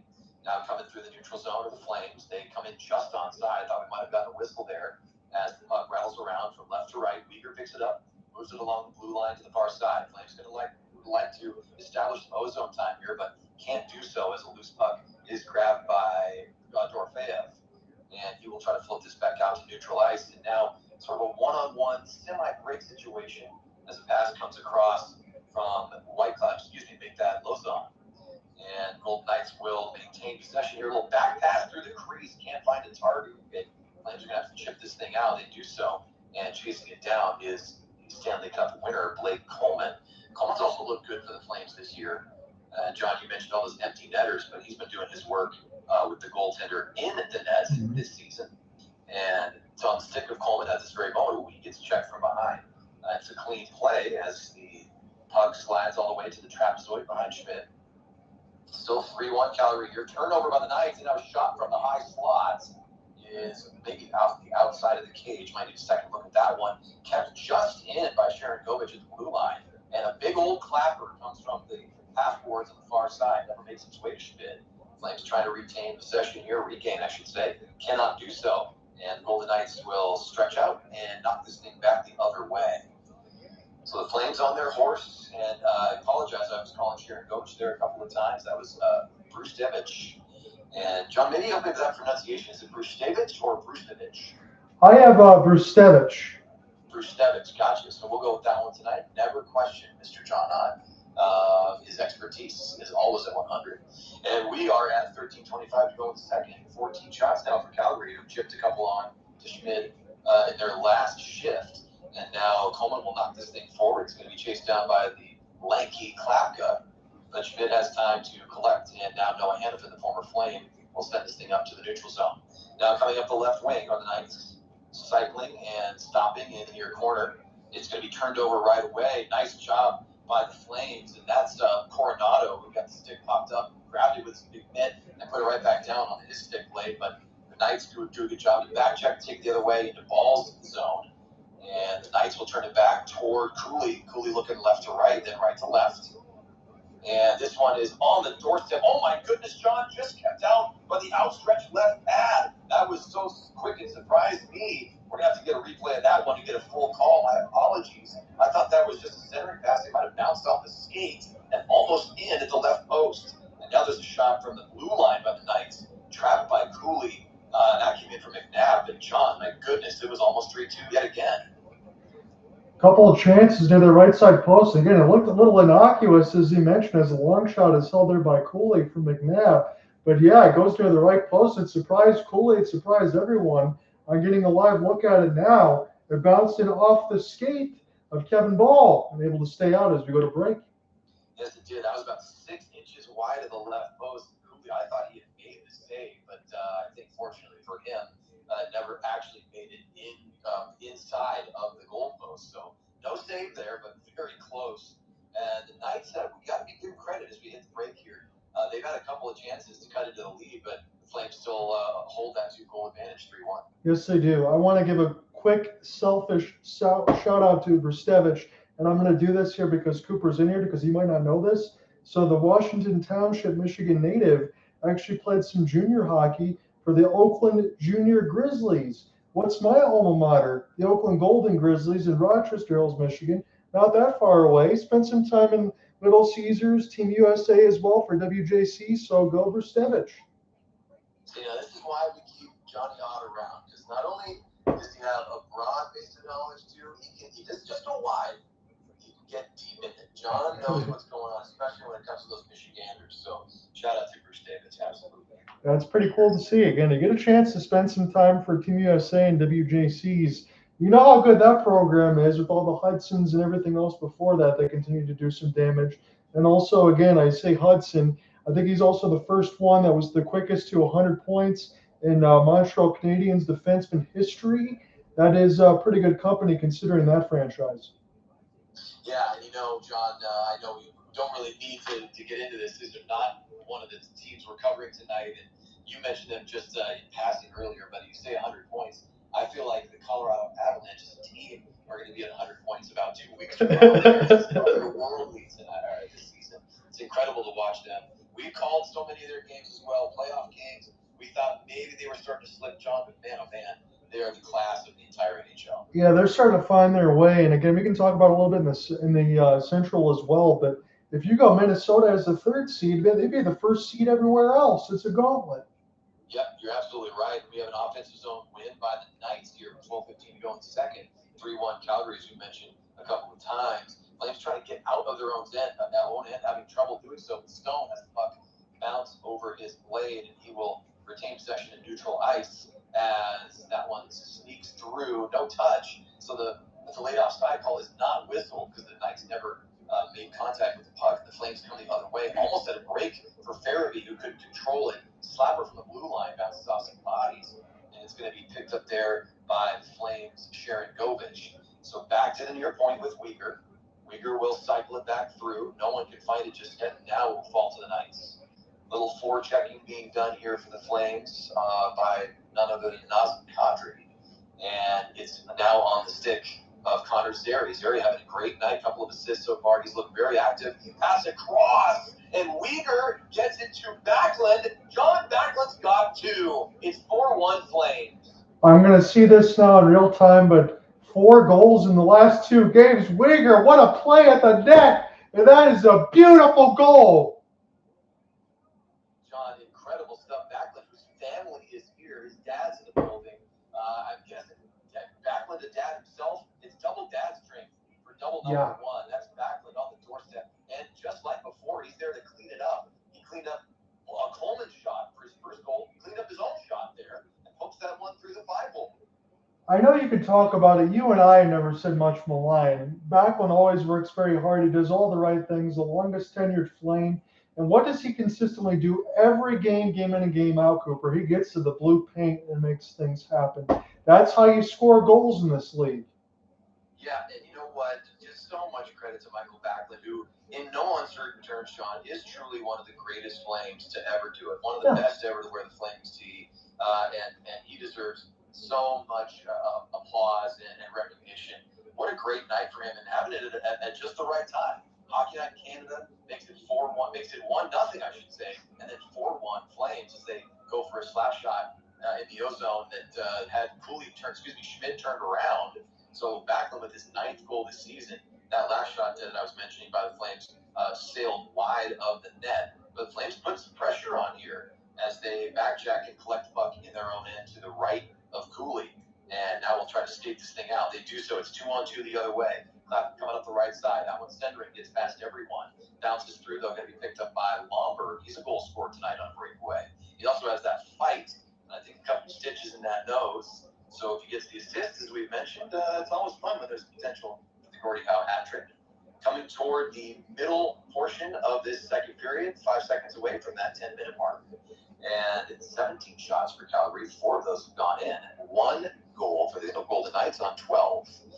So now under that 10-minute mark, halfway through regulation officially, McNabb has the puck on his stick, and the Golden Knights trying to get things going in the O-zone can't do so as Lomberg fighting one-handed there to maintain control. Doesn't hold it for long, but he and McNabb come together. And the Golden Knights and the Flames, both teams will be content for a change. It's a partial change for the Knights here. As the puck is floated down to Cooley, he'll choose to play it with that big paddle, and that one bounces to Brustevich. Now centering pass goes off of a skate and flutters out of play. So with 9:26 to go, John, 4-1 Flames, and we got a stoppage. Right as soon as we got that stop, I just want to make it after the Backlund goal and that great back pass that was thrown in front. Who missed on that slap shot? Backlund. He was right out there. They were trying to get him a hat trick right away. We will go to break. We're past the halfway mark, and this one Backlund's got 2. It's 4-1. Yeah, impressive. I mean, there's just no way of the 2 ways around it. The Flames have looked genuinely really good tonight from the start. And John, I hate to admit it, how many times in the number of Flames games that we have called, how many times have we really been able to say that? Even back in the sort of golden era of the Johnny Gaudreau, Lindholm, Kachuk line, the sort of incredible moments with those players working together. It didn't always look this good. The Flames have looked great. They've looked good from the opening, from the puck drop. I would say over about the 3.5 years that we've worked together. And if I had to go through, there's a bunch of different games that we've done for a playoffs regular season. We have a winning record while calling Flames games, that's for sure. But this start, the way that they played, that's why Cooper and I weren't being disingenuous earlier. If they can play like this, they can fight for a playoff spot. And I know what fans will say about mushy middle and this and that. But if they play like this, they're going to win playoff games. Yeah, that's a good point, and it's not hyperbole. I mean, the reality, the math is still the real math, right? We have to look at that start. It was a very difficult start. I think they were getting a lot of fans toward that sort of all hope is lost. Edge of the cliff isn't the phrase I've been using tonight. But if you're going to play like this, especially against a really quality, certainly top third of the West type of opponent, if not the top, 5 in the West or so, it's the Golden Knights. They've been good from the outset as a franchise, and Backlund is just taking it to them tonight. I'm just going to say this very quickly before you get into the play-by-play, and I'm sure this will be foot insert mouth, but I have to say it because that's where it is right now. They're making the Golden Knights look very ordinary. Yeah, you know what? When you're captain, Backlund's wearing the C for a reason. You'll see this on your feed momentarily, John. But 23rd career multi-goal game for Mikael Backlund, and he's doing his family proud. He's doing every Flames fan proud. And here comes Coronato as he tried to get Backlund yet again. That was bouncing towards the center. Now loose puck through. No, excuse me, that was Huberdeau. I saw 11, but it's 10.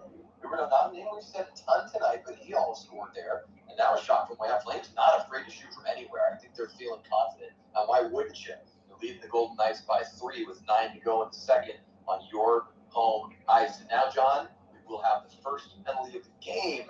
We will see if the Flames can maintain their momentum. And if they can get the kill, they're going down a man. Tripping. It's Frost. Yeah, tripping right in front for Frost. I see it there now. I want to know if they show the previous sequence there for Huberdeau. He's got the traffic in front. He was near that left post. That bounced right in between both posts somehow and stayed out. Yeah, I think it pinballed potentially off of one or both of Schmidt's pads, maybe off the post. It was a quick replay for me, but that was really almost five. I think if Huberdeau has the fortune to redirect that a little bit toward the open side of the net, it's 5-1. But here we go, John. It's going to be PK time for the Flames. They rank in the top 10 in the NHL with 82.7% kill, also top 10 at 24.8% on the power play are the Golden Knights. So we've got relative strength versus relative strength. 10 seconds already elapsed here in the man advantage. The Vegas Golden Knights take it in the offensive zone. Their last 3 games, the Vegas Golden Knights above their season average. They're 3 of 9, so 33.3%. And the Flames going to try to continue to fight in their defensive zone here with Rasmus on the ice now. Back pass between circles, and there's a shot that goes through and bounces off the lane and out to the far half boards. Flames do a good job right there to clear the puck all the way down. Back on October 18th when these teams played, the Vegas Golden Knights were 3 for 3, 100% on the power play. The Flames want to change that tonight, and they're a minute 10 away from killing this first one. So the Golden Knights will shovel a pass from the near half boards out to the blue line, and the Flames out there with looks like their second penalty killing unit. Now the pass bounces out in front. Great job checking down low, and the Flames will carry this thing away. It's on the stick of Farabee. He's going to try to take it in for some offense. He's got room, John, and he's got the shorty. 5-1. Joel Farabee makes this thing a 4-tally advantage. Oh, what a move! Gets around Andersson and slides it across the right side of the mesh. Are you kidding me? This is exactly what the doctor ordered if you are the Calgary Flames. Not only are you successfully killing, and boy, MacKenzie Weegar's had a tough year, does a great job to break up what was almost an open scoring attempt. Farabee just shakes the defense out of their shoes, not one but two, including Noah Andersson, who used to be wearing red, and then he slots one in, cool as you like, with the forehand. Celebrates big. It's 5-1 on the short-handed goal, John. I got to say this too for Mitch Marner. That's tough for him. He gets close in there near the blue paint, but he does too much puck handling. He gets thefted. It goes the other way. Farabee scores.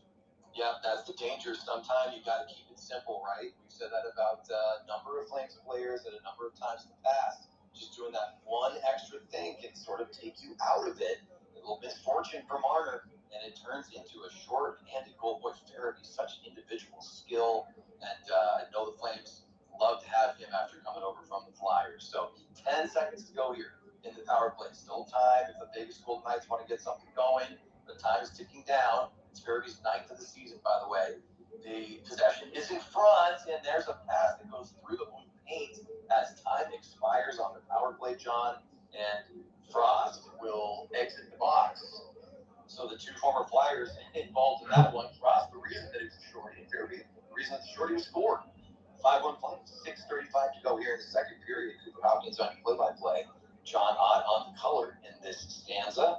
20 shots for Calgary. They've scored on a quarter of them, and there is icing by the Golden Knights, John. It'll be an offensive zone draw for Calgary. I got to say it again this way because I know you haven't called his name, and I know they're both on the ice. I said it once per period. Mitch Marner has been invisible. And listen, that may well be coaching and strategy on part. Listen, you know the skill that Marner brings, but that may be a deliberate tactic that the Flames are employing tonight. I haven't necessarily seen that. It's not that they're trying to throw extra hits his way. It's not. I don't see anything specific. But the Flames just seem to be keeping him quiet as a mouse, and that remains true. But they keep lining up the scoreboard to the Calgary Flames. They win the ozone draw. Klapka has it. He shoots. No, that is blocked. Now the Flames come out front. What looked like there should have been a trip there as Kadri gets dropped to the ice, but no hand goes up. So 6:15 to go here. We got a little loose lumber. That's Klapka's. That's probably the longest stick on the ice, you'd have to imagine. And this neutral zone pass is intercepted, so the Knights are trying to clear it. Klapka with a crisp pass across to Kadri. Again, he was just dropped earlier. Now a backhand pass comes through. Klapka was tripped, I thought.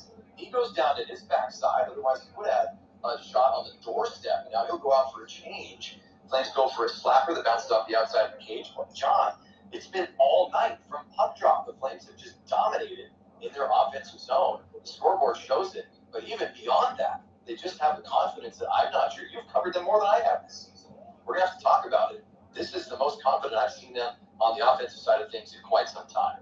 So 5:30 to go here. Connor's area with a little back check in. There is a shot that is wired past the top shoulder and into the top corner, I should say, of Cooley. It's 5-2. That goal scored, John, by to make that Korzak. That is an absolute seeing-eye bullet to make it 5-2.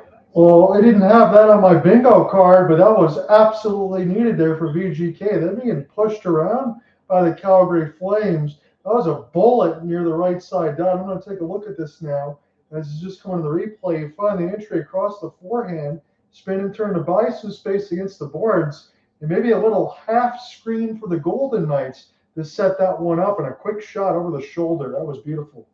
Yeah, and apologies, that's not my cleanest call on the goal, because to be frank, I did not think that was a goal. That was so well placed that it sort of ricocheted right back out of the net. It's that tightest part of the net that wraps around that top corner. So third goal of the season at 14:34 for Korzak, and a desperately needed one for the Golden Knights. And now a little more pep in their step here as Cooley has to come out of his crease to knock a centering pass off of its intended line. Now 5 minutes exactly to go in the second. So the lead is back down to 3. Again, Farabee with the shorthanded goal with Frost in the box several minutes ago made it 5-1. Korzak makes it 5-2. And credit to Korzak for, you know what, not doing too much. We talked about Marner doing a little too much on the man advantage. Korzak just goes, you know what, I got a window, I'm going to shoot it. And sometimes you are rewarded, especially when you place it that well. So now Huberdeau with the puck, he tries to go one hand on the stick and loses control. That means Vegas will take over in their own end. 4:30 to go here in the second. Flames leading 5-2. And I love this stat. Credit to Sportsnet. Flames have won 45 straight games when scoring 4+ goals. And that dates back to 2023. Fifth career 3-assist game tonight for Weegar. So maybe Weegar having a moment, John, where he's turning the tide a little bit. A bit of a down season, but 3 apples. That's nothing to shake a stick at. And there's a nice back check by big number 43 in red, Adam Klapka. He's going to come away with the puck here, and this puck will trickle past Frost. Correction, make that Beecher. Beecher, the former Bruin, as John mentioned. A little bit of an experiment here. Some fans a little more displeased than others with what Beecher's brought so far, but here he is in the starting lineup, getting some minutes.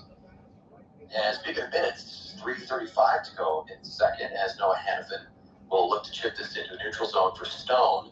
Stone unable to corral it. Kadri picks it up. Kadri closed a couple of times tonight. You know, he'd love to get in on this scoring fest for the Flames. Now a stretch pass all the way up through neutral zone. There's Kadri. This is what we were talking about. He tries to go far post, but it's off of the skate in through the slot. Flames do hold on to possession. Now a quick bang play right on the doorstep of Schmid. And that was Jared Govich who almost made it 6-2. Now here comes Bruce Davis. He tries to work around the defense and get down low. He was up against Saad right there, and he's dispossessed. This will be flipped back out to center ice as Vegas just trying to take the pressure off. Hanley will wheel this thing back toward the center red line. Now here come the Flames 2-on-2. Now centering pass. Back down low. Farabee tried to shoot from a tough angle. He whiffs on it. 2:40 to go, 5-2 Flames. 21 shots for the leading team, 16 for the Knights, as the wraparound attempt by Hanley was snuffed out. Weegar is out there, and the puck will be chased down by Blake Coleman. Blake Coleman gives to Weegar. Again, Weegar 3 apples tonight. John, I wasn't frankly even tracking that, but he's got 3 points on the night. Also with 3 assists. Connor Zary, that's the first time in his career he's had 3 apples. So number 47 having a heck of an evening here in Cowtown as well. Time ticking down as the puck bounces into, oh my gosh, in Flame zone and right up toward Cooley. Cooley actually has to block her thing away as the Flames just had a bouncing puck rolling toward their own cage. Now 120 seconds left in the second. Flames doing a good job of really not letting the Golden Knights establish themselves in the offensive zone. Even though Korczak has the goal, it wasn't like the Golden Knights built up their offense there, John. That was just a snipe moment as we have 7 players with 20-plus points on the Golden Knights this season. That is tied for most with the Anaheim Ducks, who are riding the franchise ship, as it were, and Cooley's going to freeze a bouncing puck again, and we're going to get a stoppage here, John. So you got Farabee, and you got Korczak, and you got a 5-2 scoreline with just over 90 seconds to go in the second. Media timeout. Yeah, it is. It's pretty good. And between all things considered, I know you hadn't mentioned these names all that much, but I'll just throw it across in between Jan Kuznetsov and Brustevich. Again, we're going to be talking about Zane Parekh, maybe a little bit more on the back end defense as well, but it doesn't matter for the players that have been in and out over the years. The Calgary Flames back line is pretty good because you mentioned this too. We talked about it during the free agency frenzy and maybe Kevin Bahl. The number is a little bit higher than you like, but I got no complaints about what he brings. You're talking about Bahl specifically? Like between Bahl, Kuznetsov, or Brustevich, or some of the guys I've seen, they all look good. Yeah, no question. I'll just work backwards with Bahl. I mean, really from the early in the first period, there was just something about it. He just is steady tonight. Mm-hmm. And I believe this to be true, generally speaking, but he's really displaying it tonight. Active stick, smart plays, efficient on the back end, right? With that starts with putting yourself in the right place at the right time, anticipating what the offensive push is going to be. So he's thinking the game. He's not just throwing the body. A great back check to break up a potential scoring opportunity for the Golden Knights. And Kuznetsov, Brustevich, active in the offensive zone. They're a reason that this Flames team has looked so good in the O-zone, and that is partly just knowing when to hold the puck, knowing when and where to distribute. It's classic hockey, John, but it makes it sound easy when we describe it. That doesn't always go right. It doesn't go right for every team all the time, no. Let alone the Calgary Flames. And it really, for the most part, has gone right tonight. It's great to see. Yeah, it is, because that's exactly what you want your defenseman to do. Make quick actions with the puck, not force too many things, not make too many turnovers. And I'm watching some of these penalty shot moves. That was Farabee in the game I covered against John Gibson, and then you get this one against Pierre Schmidt. Yeah, you're right. I think that Sportsnet may have been comparing that shootout move to the goal that Farabee had on the shorty tonight, and I think it's a pretty decent comparison. I think there's a little confidence in that forehand that floats just above pad level, and you got it to work against the Wings and the Knights tonight. As Blake Coleman has the possession now in the O-zone with 1:12 on the clock in the second.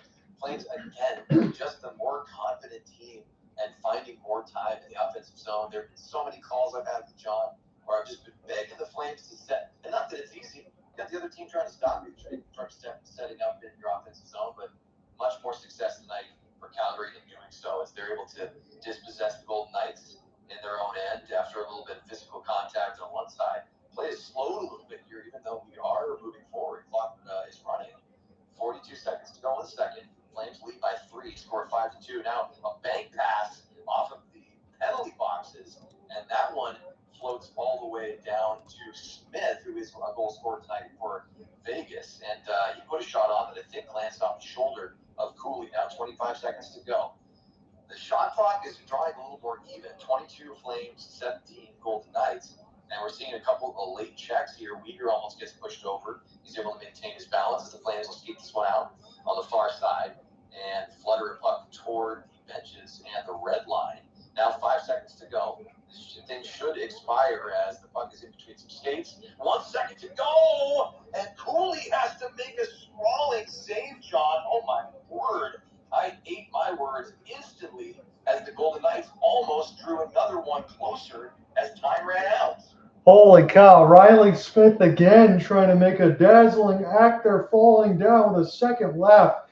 And then I was going to say this during your active call. It was Dorofeyev who got smoked near the left side dot. I think that's why Mark Stone's looking over there and between the rest of the Calgary Flames. You get a look on there between Rasmus Andersson. Wow, and John, I'm seeing now. He's bleeding. Cooley has to make his best save of the night as Smith comes out of nowhere, and he was about 4 inches from getting that puck past the left knee of Cooley. Cooley got his left knee down at the last instant to guide that puck left to right and out of danger. But you're right, Dorofeyev got smoked by Rasmus Andersson, and there was blood. That lower lip was cut. I don't believe it was the stick. I think it may have been the shoulder of Raz, but still something that the referee was standing right next to and chose not to whistle. So we're going to the break, John, and it's 5-2. Calgary Flames, solid 3-goal lead over the Vegas Golden Knights. So I'm just going to give it a quick reset, and then we're going to get into the long form. So 22-18 shot board for Calgary. Hits are 16-8. Certainly feels like more that Vegas has the edge of that. 17-17 in the draws. Not a lot of power plays, just the one opportunity for Vegas. The Zebras not collecting the call them today. But Cooper, whether or not you were thinking about doing this, I have to go ahead and just bring this long form here. So I'm going to go plain as day. And I know what you're going to bring up, and I don't want you to hold back. Go for it. Okay. So the Seattle Kraken, 12, 14, and 6, 30 points on the year. So this is a quick recap for me. Kraken expansion players. Close your eyes and think of this. 21-22. I have 6 bolded names because that's all that's left. Offense, Yanni Gourde, Jared McCann, Oregon Geeky. It is Nate Bastian, Jordan Eberle, Colin Blackwell, Carson Tusinski, Turbo, Brandon Tanev, Tyler Pitlick, John Quinville, Jon Stoy, Kelly Yarncrook, Mason Appleton, Alexander True, Cole Lind. On defense, Jeremy Lozon, he's with Vegas today. Will Borgen, Dennis Cholowski, Kale Fleury, Gavin Bayreuther, Jamie Alexiak, Carson Soucy, Vince Dunn, Hayden Fleury, Mark Giordano, Adam Larson, Curtis McDermott, and your 3 goalies, Chris Strieger, Vitek Vanacek, Joey Decord is still there. So just 6 players left. In terms of some of the depth, you think about it too. If we're talking about guys like Yanni Gourde or Oliver Bjorkstrand or Daniel Sprong, Carson Soucy, you didn't hold on to some of those guys that were doing a lot of the damage. And now you look at this team, yes, you trade away Mason Marchment. You end up getting good asset management, picking up an extra second round out of that. But I really think, and this is the last thing before I bring it over to Cooper, I'm not going to sit and blame Lane Lambert all that much, but I do think there is blame that needs to go around to GM Ron Francis because he's the one that's put this team together. They're going to enter year 5 next year. Yes, she got Matty Beniers, Riker Evans, Wyman Winterton in 2021, but Matty Beniers only has 4 goals on the year. And you kind of wonder, for all the U of M standouts, maybe not doing so well in that draft on power and everything else included, but Matty Beniers has got to be a 20-goal scorer for this team. Yes, you got Shane Wright, Yanni Niven, Berkeley Catton now, who's hurt, but you're putting pressure on guys like Edward Chalet, Carson Rakoff, Julius Minton, and your other forward. There's just a lot of plugs on this team. They started 9-5-5. They got some points, but they're 32nd in goal scoring. They're 32nd in goals allowed in the month of December, and they're not playing well whatsoever. And I think Ron Francis is part of the reason why, because of the roster construction and what they didn't hold on to. But what say you? Yeah, John, there's so many places to start here. I love that you went through the names, and I think that, look, this is professional sports without question. It is not deniable. Every year there will be turnover, there will be change. It doesn't matter if you win it all or you're the last place team in the league. There will be change. And there has been a lot of change in Seattle Kraken. I think that there are any number of opportunities for us to look at kind of, we try to take it with a grain of salt and say, okay, hindsight is 20/20. But how difficult, let's just start with one name. How difficult is it for, I imagine, his former teammates, but also Seattle Kraken's fans, to look and see the absolute heater that Morgan Geeky is on? Yeah. Can we just start there? Now, look, I understand that players are going to move. I understand that players are going to want to be traded. They want to make changes. There are so many nuances, but if we're just looking at trends, I 100% agree with you. Ron Francis, who's been leading, which is a maybe too generous of a term, he's been leading this franchise and making his roster decisions and construction. I'm just not sure that there's ever been a clear plan, right, for a team that probably hoped that it would have similar early success as the Vegas Golden Knights did. And I'm not sure. These are the parts that we can't fully explain. For whatever reason, Vegas has just found themselves as a member of the more elite group of franchises from their infancy. And even though the Kraken made a playoff appearance, hey, they took down the Colorado. They did. We called it. Mm-hmm. We'll never forget it, John. But how far do they feel from those moments right now? And if anyone out there can convince me that Ron Francis has a plan, please knock down my door, send me a message. I'll text that. Someone show me what the plan is, because I don't believe there is one. And I think that is the reason that you're seeing a team that just looks, plays, feels disjointed, and is sitting at the very bottom of the league. Well, I'm glad that you're kind of segueing with me on this, because I felt like I might be going a little bit too hard, because I look at some of the videos and they say that the prospect pool out of 32 teams is somewhere around 12. But here's the thing that I say. When you got Matty Beniers in 2021, Shane Wright number 4 in 2022, they just drafted Jake O'Brien, who will be playing for Team Canada in another year for WJCs. You got Berkeley Cat number 8 in 2024. So 2, 4, 8, 5 picks. So high picks. But also you look at the system from where they are. And I said this for Matty. Again, you need to get to 20 goals. We talk about that. You want to get into 65, 70 points.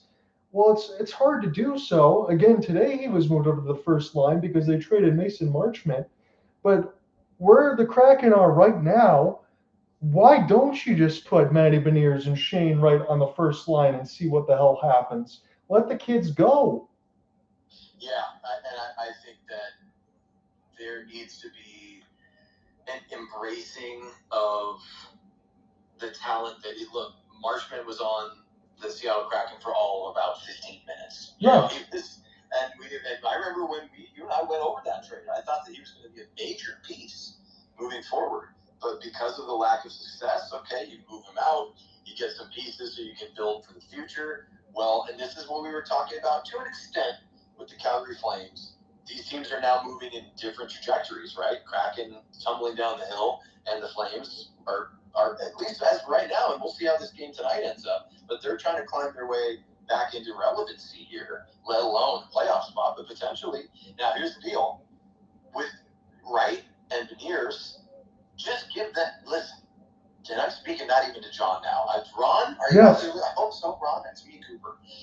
Give them a chance. Give them a chance to do what they can do best. Give them a chance to flourish, to feel trusted, to feel like they aren't secondary pieces on this team, that they are not only the leaders of the future, but they're the leaders now. What happens if we empower them, John? I think good things can happen. I still have questions about goaltending. I still have questions about special teams. I still have questions about the defense.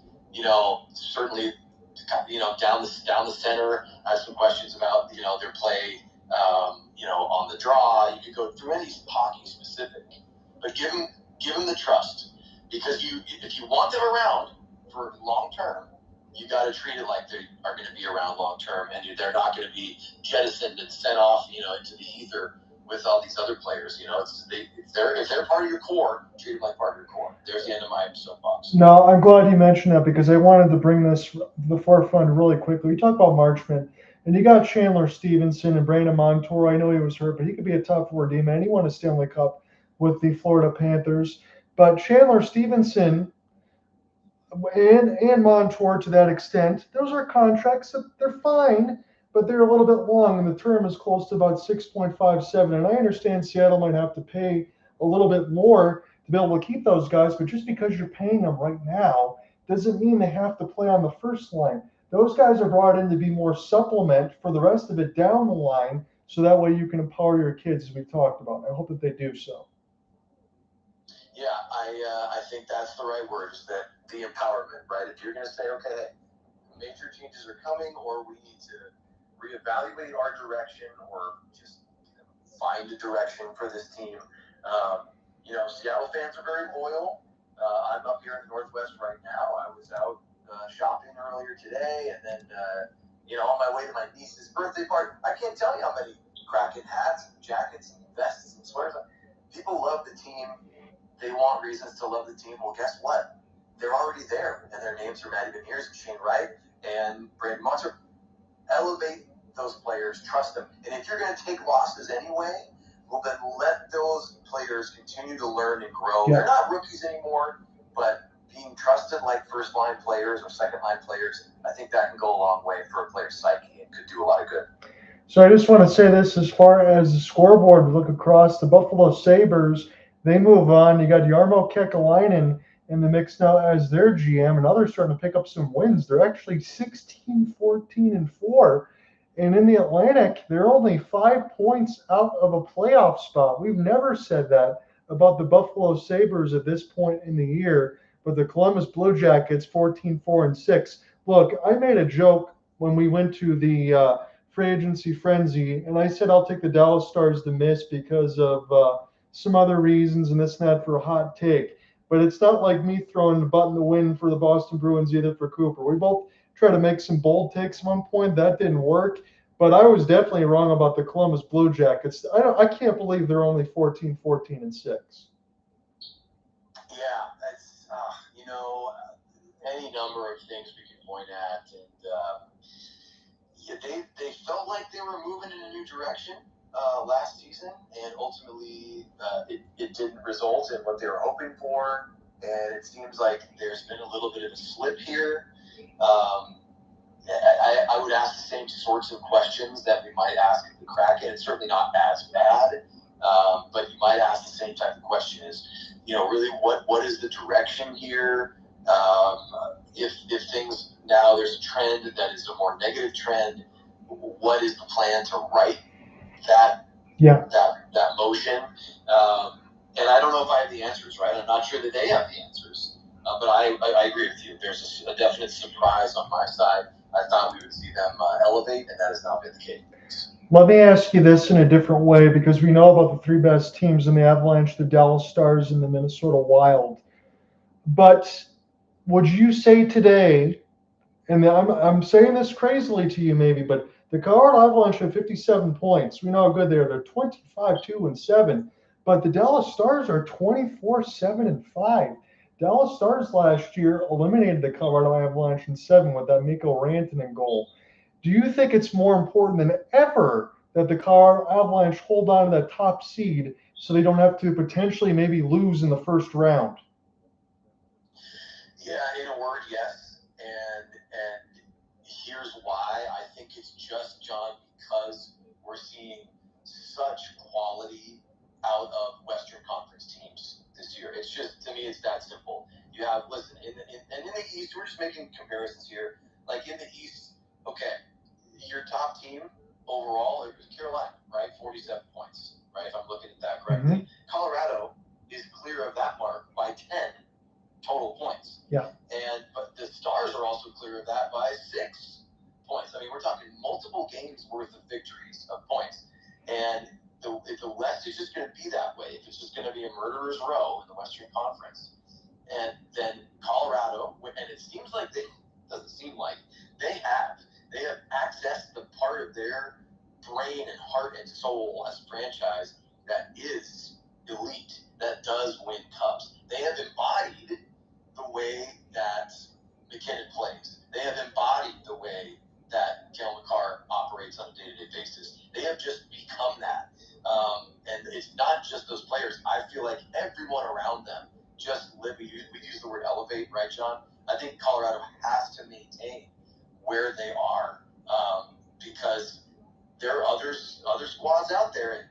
And now the Wild with Hughes and the Stars with Robertson, who's looked better, certainly better than he did last year. I think that these teams know what it's going to take to come out of the West. I think there are lots of teams that want to dethrone the Oilers as the Western Conference conference champions just to give themselves a shot at the cup.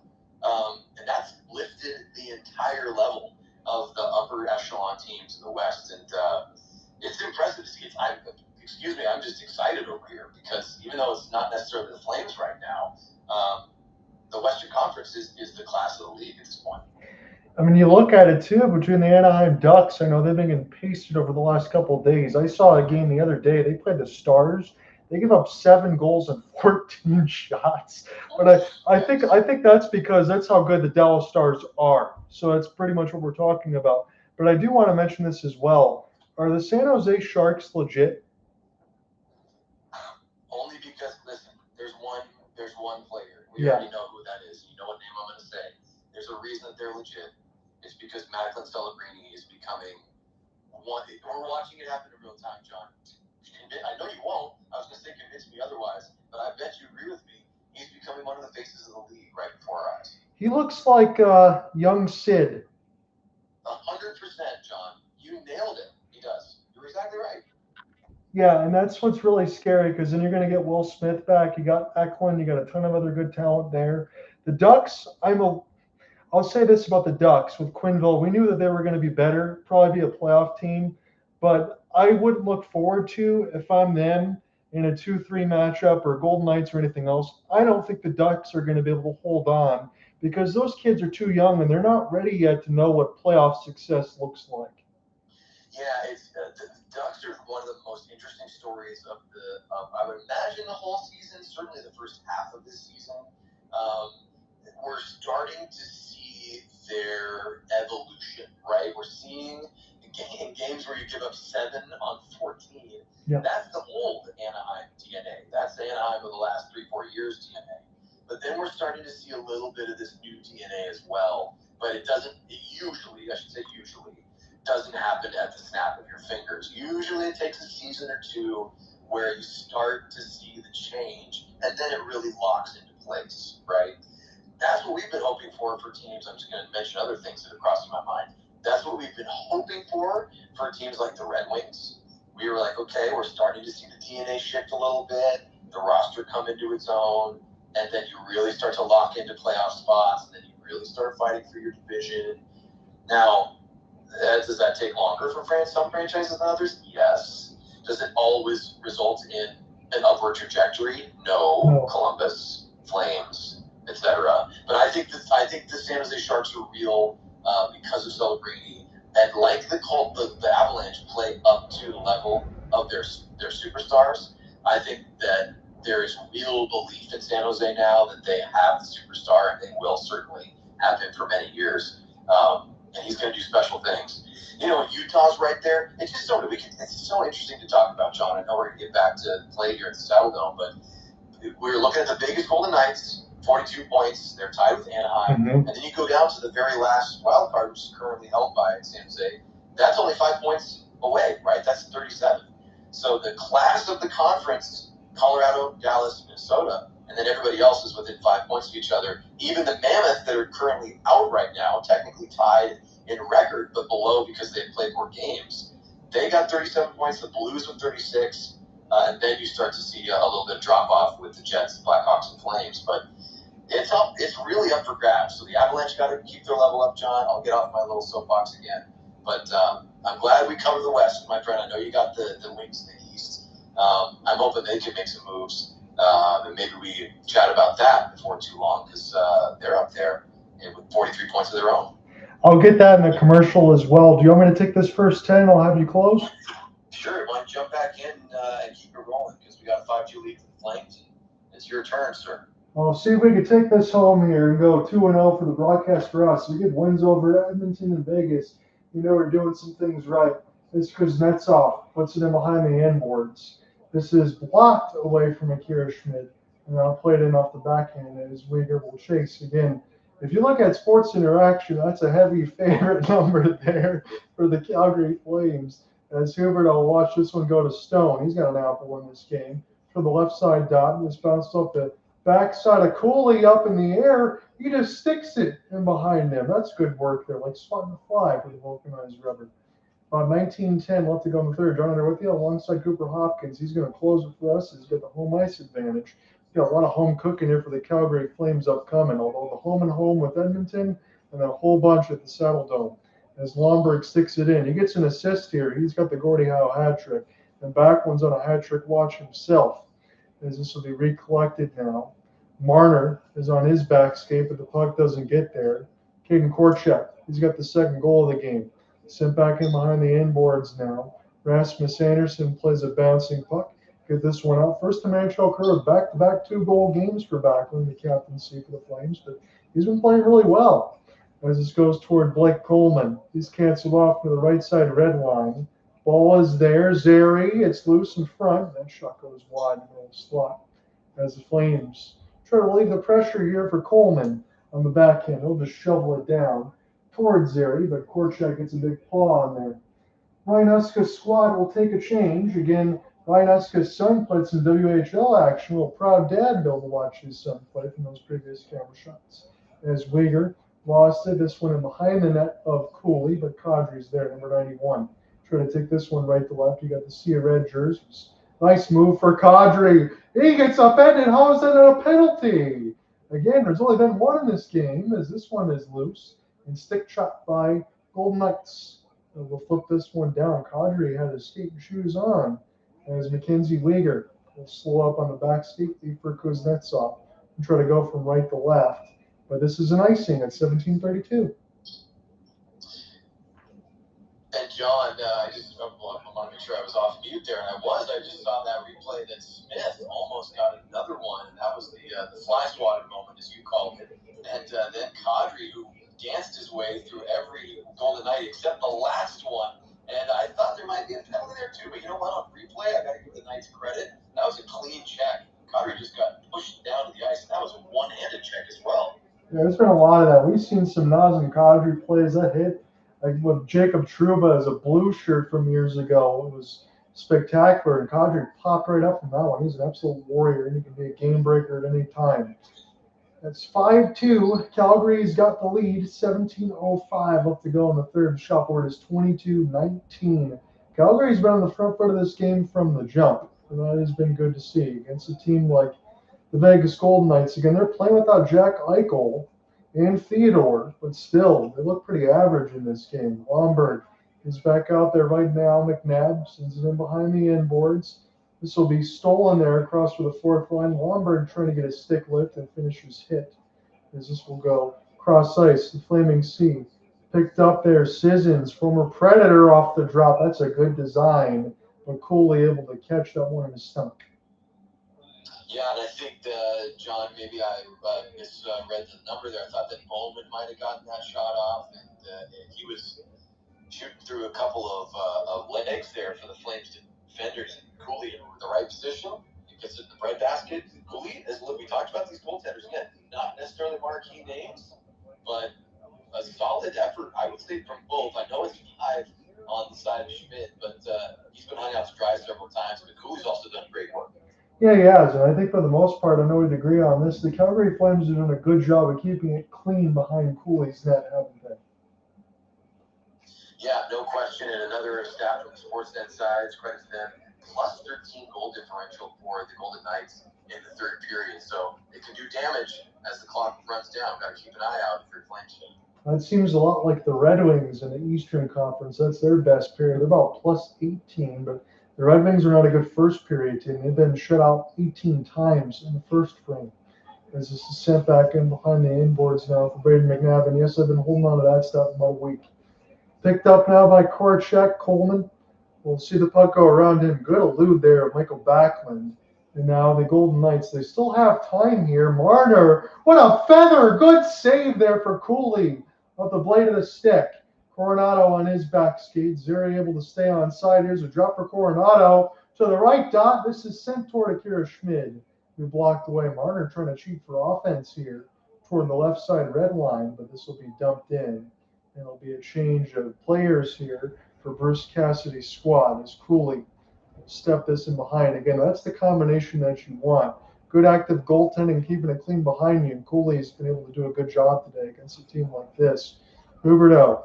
And off the tie-up, Barbashev. Again, he was a monster when the Golden Knights won the Stanley Cup, and Cooper and I were on that call too. A lot of memorable ones for us. Huberdeau now. He gets pinched against the boards, loses the puck. This goes back to Zach Whitecloud. Shot board is getting closer to even, but Calgary still leads it by 1, 23-22.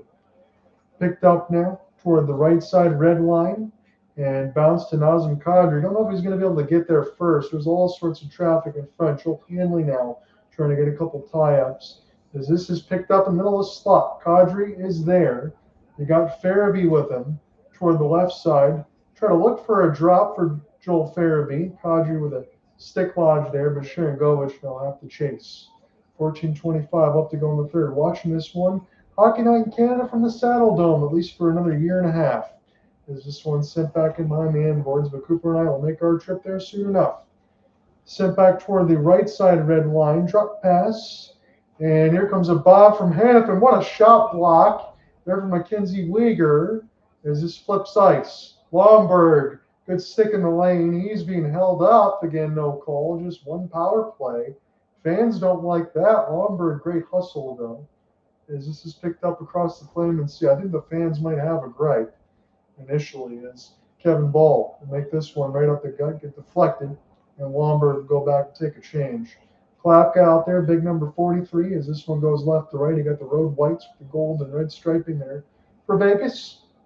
Kolsar back in behind the corner as this is picked up by Klapka, good outlet pass, and his skate gets knocked away. This is McNabb. And off the lead, dangerous here in the middle of the slot. This one deflected, chance at the net, fought off by the Flames. One-timer, shot goes wide toward the right of the red line. As it's picked up now, Klapka can't get it out. Sissons push it toward the right side dot. Falling down, making a play, just keeping it in. McNabb had to take a hit. Now Weegar trying to keep this one alive off the outside. This goes back to McNabb. He walks in, it gets deflected, picks it up off the backhand. Cooley watched that one go through the blue paint. Korchak now. Vegas, this is their best possession of the game so far. 12:50 left to go in the third. They're still with it. Calgary, it's a long shift for them. It does not get out. Here's a chance. Glove save, Cooley. John, I would say Cooley just bailed out his team probably 3 times on that one shift alone. Flames were exhausted out in front of him. Cooley has to snap that wrister with the trapper and get a whistle. We can get to media timeout here. My goodness, that is no question best offensive zone shift for the Knights all evening long. And I will say prior to that, just reversing it a little bit, how did we not get a call? That looked like pretty much textbook interference on Lomberg breaking out into the neutral zone. That was wild. Yeah, and the fans are very loud about that, as they should be. I'll say this for the Maple Leafs, they're now 15-4-5. Record doesn't look all that great. They lose 5 to the Predators. Brad Treliving, I'm paging you. Make some trades, my friend, because I think the season might be over in capital letters. Yes, I'm saying it now. And one of those trades might be for the Flames' number 4, Rasmus Andersson. We will see. Just by bringing it up, I'm not saying I want that to happen, but that is probably the biggest defensive trade chip out there in the entire NHL. Rasmus Andersson is currently known in the league, and I think, as has already been documented by a number of sources, after the Hughes move, you got Rasmus Andersson, who's next on that list as a potential defensive beast that has, and John, how many times have we called Rasmus Andersson goals?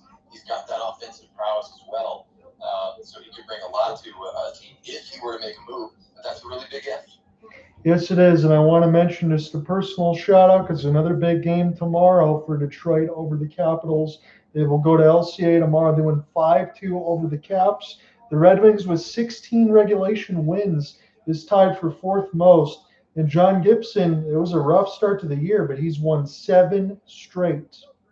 Absolutely love it. I hope we've said it. How many times have we said it, John? I hope this is the year. I'd love to see a run for the wing wheel. This could be, if trends continue, it could be a really good one. We'll get into some more of those during the commercials to sneak everything in that we can. Again, a fully loaded show. I see the Kraken have just taken the lead on the Sharks. We'll give you an update there when we get a stoppage as well. 12:25 left to go in the third. I'm about ready to hand it over to Cooper Hopkins. Again, it's been all systems go here for the Flames, and it feels pretty good in our second game working together, but it feels like we never left. Backlund, I'm just trying to get him a hat trick at this point. And that score is close enough where Vegas might pull an empty net. Who knows? Picked up now for Rasmus Andersson, who throws this around the kick plate. And now it's be an opportunity back and good touch pass. Here we go now for Farabee. His backhand, he just gets it sticked away, but he does have one in this game shorthanded. That was a good set of hands. This is played back. Kadri almost gets the steal. And Vegas fumbling all over themselves. Again, the shot board is 8-2, so they're giving it a go here in this third, but it was a little lazy on their own back check. Picked up now on the other end for the Flames as they will try to get it out. 11:35 left in this third. They're up by 3. Kadri got Sharangovich off the drop near the left dot. Igor will flip this one back around here for Nazem. Nazem kept to the outside. Brustovich, this one will be off the blocker of Akira Schmid. Picked up now by Sharangovich. Klapka finishes his hit. Can't really say anything negative about the Flames in this game. They've done everything right. There's a great move for Nazem Kadri to the left side red line. Klapka again off the pinch. He tries to get loose of the vulcanized rubber as this goes back to 11 minutes. Joel Hanley, number 44. And a lot of size in the back end line for the Calgary Flames. This one's picked off. Barbashev cross pass and a good stick in the lane. Knocks it away. Finish of a hit now. Here's for Brustovich. Brustovich, easy play there for Hanley. 10:40 left to go in the third. I might just hand this right over to Cooper, but we'll try to get a stoppage if we can because he's got a little bit of a delay from me on behind. As it's picked up now for Caden Korchak. Now turn on the burners here. Bowman off the drop. Little give and go as this is knocked away from Rasmus Andersson. In behind the inboards now, McNabb. One of the Golden Knights blows a tire, and Calgary elected to get it out in the middle of a change. As Korchak, Bowman, send this one across. Barbashev, he just missed the net. Rebound almost fell right back to him. Brandon Saad off the spin and turn. Here's Barbashev. He tried to leave this off the drop pass for Korchak, and this one gets flipped out. Cooper, I can hand it to you. All right, John. Well, I'll take it here. On my side, we have 9:45 to go in the third period. The Flames leading by 3, 5-2. Shots are even now, 24-24, and we got to that point in part because I believe the official count here is 8 shots in this period for the Golden Knights to just 2 for Calgary. So you can sense the Flames not fully shutting things down, but really going into defensive focus. And we've been blowing smoke for the Flames, which has been, and again, no pun intended. We've pumping up the Flames all tonight because they have been the better team from the start. But the Golden Knights have looked good. They had some extended zone time, and they have the puck. I was about to say on the stick of Sissons, but they come in offside, and we will have a stoppage right here. Great night for Mikael Backlund, John. He's got a couple of goals in front of his family. Yes, he does. It's been a good night all the way around. It's been a great broadcast. I really enjoyed working with you again here, Cooper. It's been a lot of fun. We got a loaded night. We'll give you an update on the Kraken score. That's one of the only other games that are live along with us. Riker Evans scores. Ellie Tolvanen and Ryan Lindgren. First good time for the first of the year. In the third period, the latest at 4:27 from Stevenson and Freddie Gaudreau. They get 3 past Askarov, 25 of 28. But Joey Decord, I know that other game he lost against the Calgary Flames, but he was 45 of 48 in that loss. Right now he's 25 of 27. Joey Decord, I still think, one of the better netminders in the NHL. Yeah, he's been a great story for the Kraken, and I think there was some doubt when he was offered that top spot. And I will be honest, I wasn't a hater by any stretch of the imagination, but I did have some doubts that he could really fill that net and fill that role, and he's done so. There's been some shaky play in front of him, no question about it. He's had a couple of moments that I'm sure he'd like back, but what goaltender doesn't? He's been certainly more positive than negative. I don't know if you saw it yesterday, Cooper, as far as the Florida Panthers. They come back from 3-0 down to beat the Carolina Hurricanes. But I see that stick check there from Evan Rodriguez as Zeph Jarvis goes flying to the net. That did not look good. There was not a lot of penalties. And again, these two teams play again in a couple of nights. Yeah, you imagine that it could be a heated contest, and especially with Jarvis, it looks like he took a shot, falling into the net and the piping could be forearm, elbow, upper arm, shoulder. And that's what I thought he was favoring on the replays that I saw. But either way, doesn't look great. And you know that Carolina's not happy about that. No, they're not. Again, Sportsnet having some fun getting camera shots. We're all having fun here. Again, as I said, taking care of Christmas. So keep playing that all the way through the end of the year here. Get some Flames wins and get back into the playoff chase, because they play like this today. They're going to certainly show some surprises. This will be cleared in. You take it away. Yeah, we got here exactly 9 minutes to go now in the third, and Sea of Red came out pretty strong tonight. Not a sellout, no, but fans in Calgary always love to show their pride. Sharangovich comes in, backhand, forehand, tries to sneak one past the right skate of Schmid, and Schmid's able to flash that pad just in time, but Sharangovich almost made it 6-2. So as we were saying, Flames not fully shutting things down offensively, but obviously they're just trying to maintain this padded advantage of 5-2. Now they have 25 shots to the Knights' 24. So the puck will be fluttered along the near boards all the way down to Korczak, who has a snipe goal tonight, as John phrased it. Not what we expected, but he just wired one to the top corner, the tightest part of that net where it bounced out. It fooled me. And worth mentioning here that the Vegas Golden Knights are going to get right back to it tomorrow in Edmonton against the Oilers.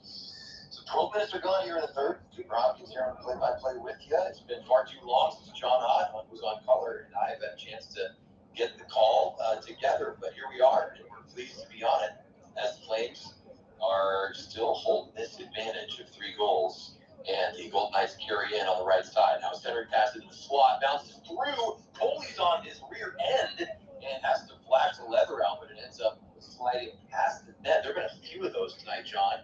Almost, I would say, a full hand's worth of fingers of times that Cooley has been very close to having to make a sort of almost a crazy save, an unexpected save with a bouncing or sliding puck. And that's just the way hockey games go sometimes. But the Flames have been on the better end of every one of those moments. And the Vegas Golden Knights are probably wondering, what the heck do we have to do to get a few more behind the Flames, and I italicized this, backup goaltender. So 7 minutes to go now, so the Flames are going to push this thing to the neutral zone. That's on the stick with Kevin Bahl's at a great game center pass is missed. Oh my goodness, forehand, backhand. And actually, that was such a bang-bang play to not get the shooter. So John, maybe you can help me with that. The Bahl with a beautiful centering pass probably should have been finished by Calgary. Matthew Coronato. Thank you. So Coronato unable to live up to his nickname there, but he was moving it so quickly, may have not had time to fully corral that puck. And speaking of corral, Cooley will do so as the vulcanized rubber slides all the way through. Now we're getting a little physicality, John, to the left of Cooley. First time we've really seen heavy pushing and shoving, but it is hockey after all. These teams don't love each other. It's 5-2 Flames. I like Klapka there leading that charge just to make sure if there was any other words to be left exchanged and what's already happened on the ice, and you get a chance to look at it now, just rolls away. And you said it exactly right. A few times in this game, if that few, the Vegas Golden Knights are down 3, and then the backhand just ran out of room there for Coronato to tuck it into the left post. Yeah, and we've seen those replays of the bouncing puck with Cooley sprawled out on his back, and fortunately for him, the puck rolls beyond the cage, and Coronato probably wants that pass back with Kevin Bahl. Such a great night tonight. That was a perfectly placed pass, and just a little bit of a roll on the backhand for number 27 in red as the offensive zone draw with 6:25 to go here in the third is won by the Knights. Their shot attempt sails wide to the right of Cooley and his big paddle, and White Cloud will keep this puck in. It actually is shot from the near point and makes it all the way to the right pad of Cooley. Golden Knights doing a much better job this period of keeping the puck in. As Lomberg tries to go down for the shot block, White Cloud's had a couple of opportunities from his defensive position as the puck is passed up to the Knights' Bowman. And now a little collision at the end boards and glass where the puck bounces out to the near half of the boards, and the Flames will skate it away. Farabee, goal scored tonight, short-handed, by the way. He will turn back and drop this puck off for Bahl. Bahl, another centering pass attempt. Misses everyone. But Sharangovich back at the point. He will momentarily keep the puck in until he is pushed off of that puck. And the possession will slide back to the Flames in their own end. Kadri, who's been close a couple of times, John, but not on the score sheet that I remember. I don't believe he has an apple this evening.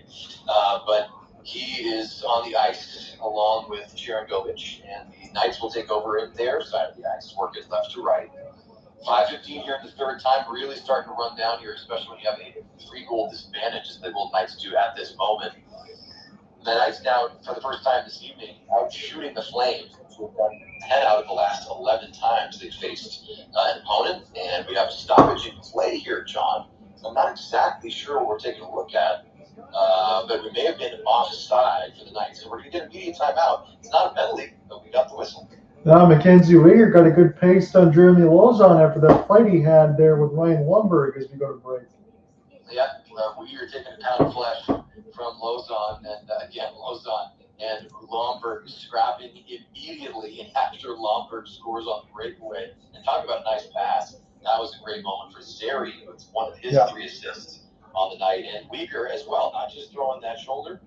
He's got the physicality going tonight. He's also got his teammates going tonight. 3 assists for number 52 of the Flames. We talk about it in Vegas. Golden Knights in action tomorrow with the Edmonton Oilers. Both teams are going to want to win because the Wild scored twice in the third period. They went 5-2. Since that Quinn Hughes trade, again, that team was already dangerous enough. And then you got the Oilers, who just lost Tristan Jarry after making that trade with the Pittsburgh Penguins. So probably Calvin Pickard tomorrow, or whoever they're going to call up there. You got the Rangers beating the Flyers 5-4 in a shootout. And the Chicago Blackhawks, again, they lose Bedard. They're falling on hard times. They fall to 13, 16, and 6. They lose 6-4 to the Ottawa Senators. Yeah, and I'm just backing it up. One mention here, John, as we will come out of break here in a few minutes, or a few moments, I should say. But I'm looking at the Panthers in the East and the Oilers in the West, as we have done for obvious reasons over the past few seasons. It feels like similar trajectories, maybe for different reasons. But these teams, they're not falling off the edge of the earth by any stretch of the imagination. But a little different feel, a little bit more of a struggle for both of these squads this year. That's the way it started, but it feels like both of them are charging now. And if I'm the Red Wings, as I said, you can do your best to keep stacking wins because I feel like the Panthers, they're coming. You're right. I agree. And interesting, Hockey Night in Canada, their after-hours guests, none other than the man we keep mentioning. It's Rasmus Andersson. So obviously, I don't think he'll be indicating what his plans are necessarily, but it might be a conversation I tune into because you know what? He's been a heck of a Flame. I'm glad that he is a Flame. I'm glad he's been a Flame. If he chooses to stay, I will certainly be happy. But we'll always want him to succeed. As I think, John, you and I felt about a number of Calgary players who moved on to other squads throughout the years. So under 5 to go here with a 5-2 lead for the Flames. As a shot from the blue line, handcuffs Cooley a little bit. Puck is loose in the slots, and another bouncing puck. Knights say they scored. Referees say no. Cooley's down. Knights have control. The entire roster for the Flames, it seems, have collapsed at the goal mouth as the Knights are actually going to bring this back out to neutral ice. Now 28 shots and taking a nice little advantage on the shot board, but unable to get any past Cooley here in this third period. So the Knights are going to streak back in. It's 1-on-5. Knights have possession. It's on the stick of Hertl. He'll have to turn back, and he is dropped by Farabee. We have a whistle, John.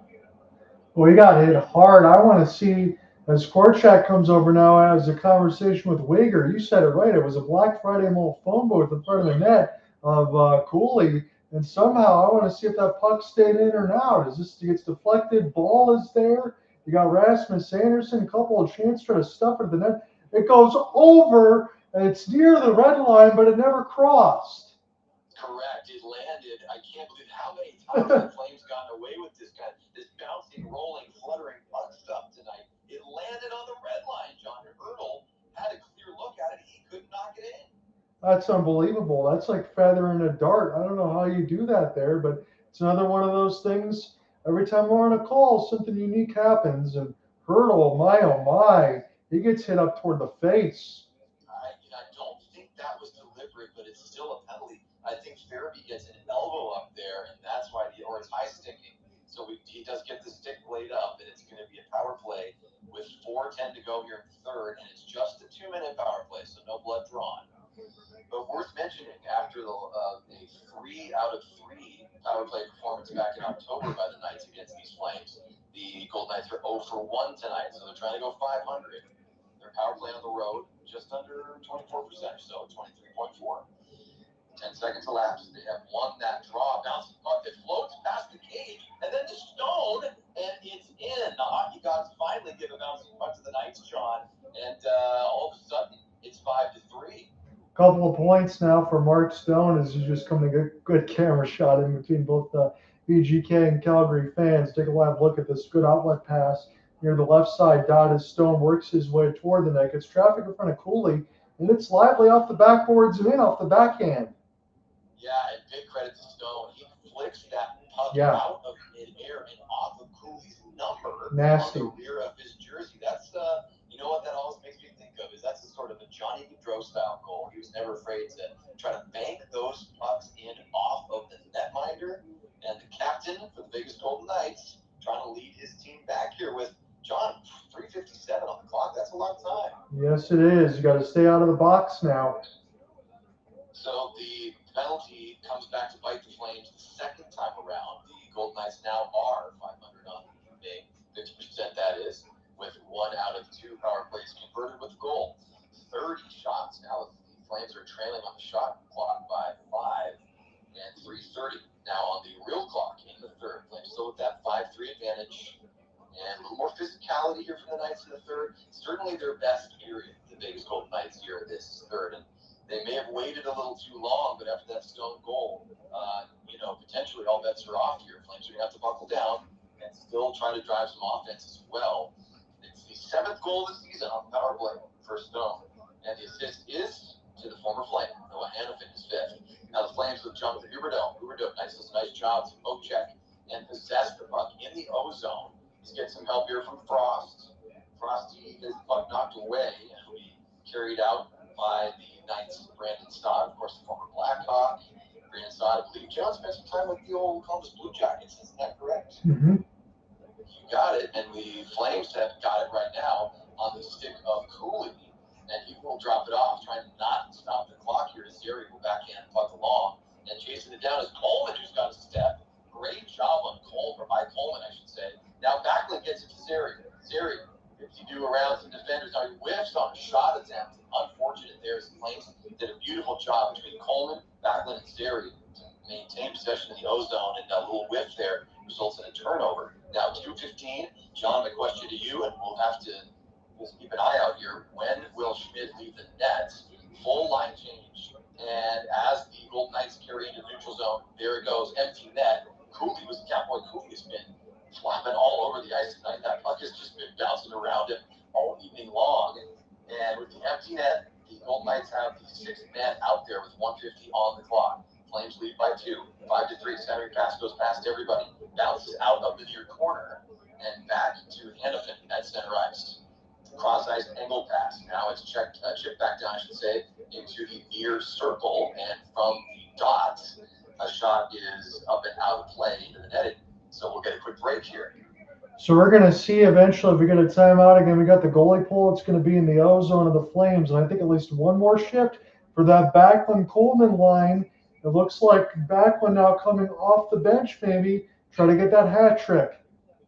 Yeah, I think that's great. I love that they're still gunning for that. And just a little side note, a confident Flames fan, I should say, was grabbing their jacket and heading up the aisle wearing Yager. So it always makes me smile that not only Yager scored his final NHL goal, assisted by Johnny Gaudreau. That's some fun NHL tribute for you. But I had the pleasure of seeing Yager play in a game when the Flames came down to play the old Los Angeles Kings a number of years ago. So that was a fun night for yours truly, and it's been a bit of an up and down night for Cooley, who's probably had his heart in his throat a few times, but only 3 goals have been put past him tonight, and it's one, the most recent one by Stone, was just a little bit of bad luck, as a carom off of the end boards was chipped in off of Cooley's back. So we'll see if the Flames can, with the empty net, make this a 6-3 game, and as John said, they would love it to be off the stick of their captain, Michael Pavel. He was able to do so. He received that bag. Now the Flames clear down, and I see wasn't touched on the way.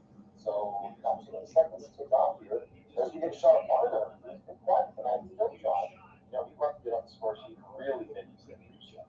Yeah, again, he's only had the one assist, and that goal that you mentioned alongside for Mark Stone was just a good hand-eye out of the air. But still, 99 seconds left. Absolutely right. And again, empty net here, and on the offensive draw, now Barbashev goes down.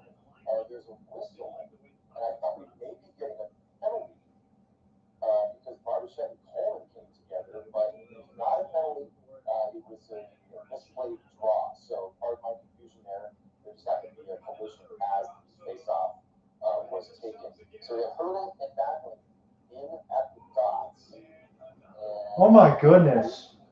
I know, Joe. I know you're seeing what I'm seeing. I don't mean to step on you here, but offensive zone draws won by the Knights. Puck is loose after a chip toward Cooley. 120 here in the third. Bit of a mishmash going on here in the Flames end. They're going to look to try to clear Andersson from way outside. Bounces one off the inboards yet again. Cooley can't stop it. Hertl's down low. He's dropped to the blue paint from behind, and someone's got it trapped, and the whistle goes. My goodness, the wild one. Yeah, we had a pick play there. Backlund gets a piece, and then you have chances in front of the net. Cooley gets pulled over again. Both these goalies are going to need some ice baths, and I wouldn't be surprised after this game is over if there might be a little more than talking in between these two. It's getting a little physical.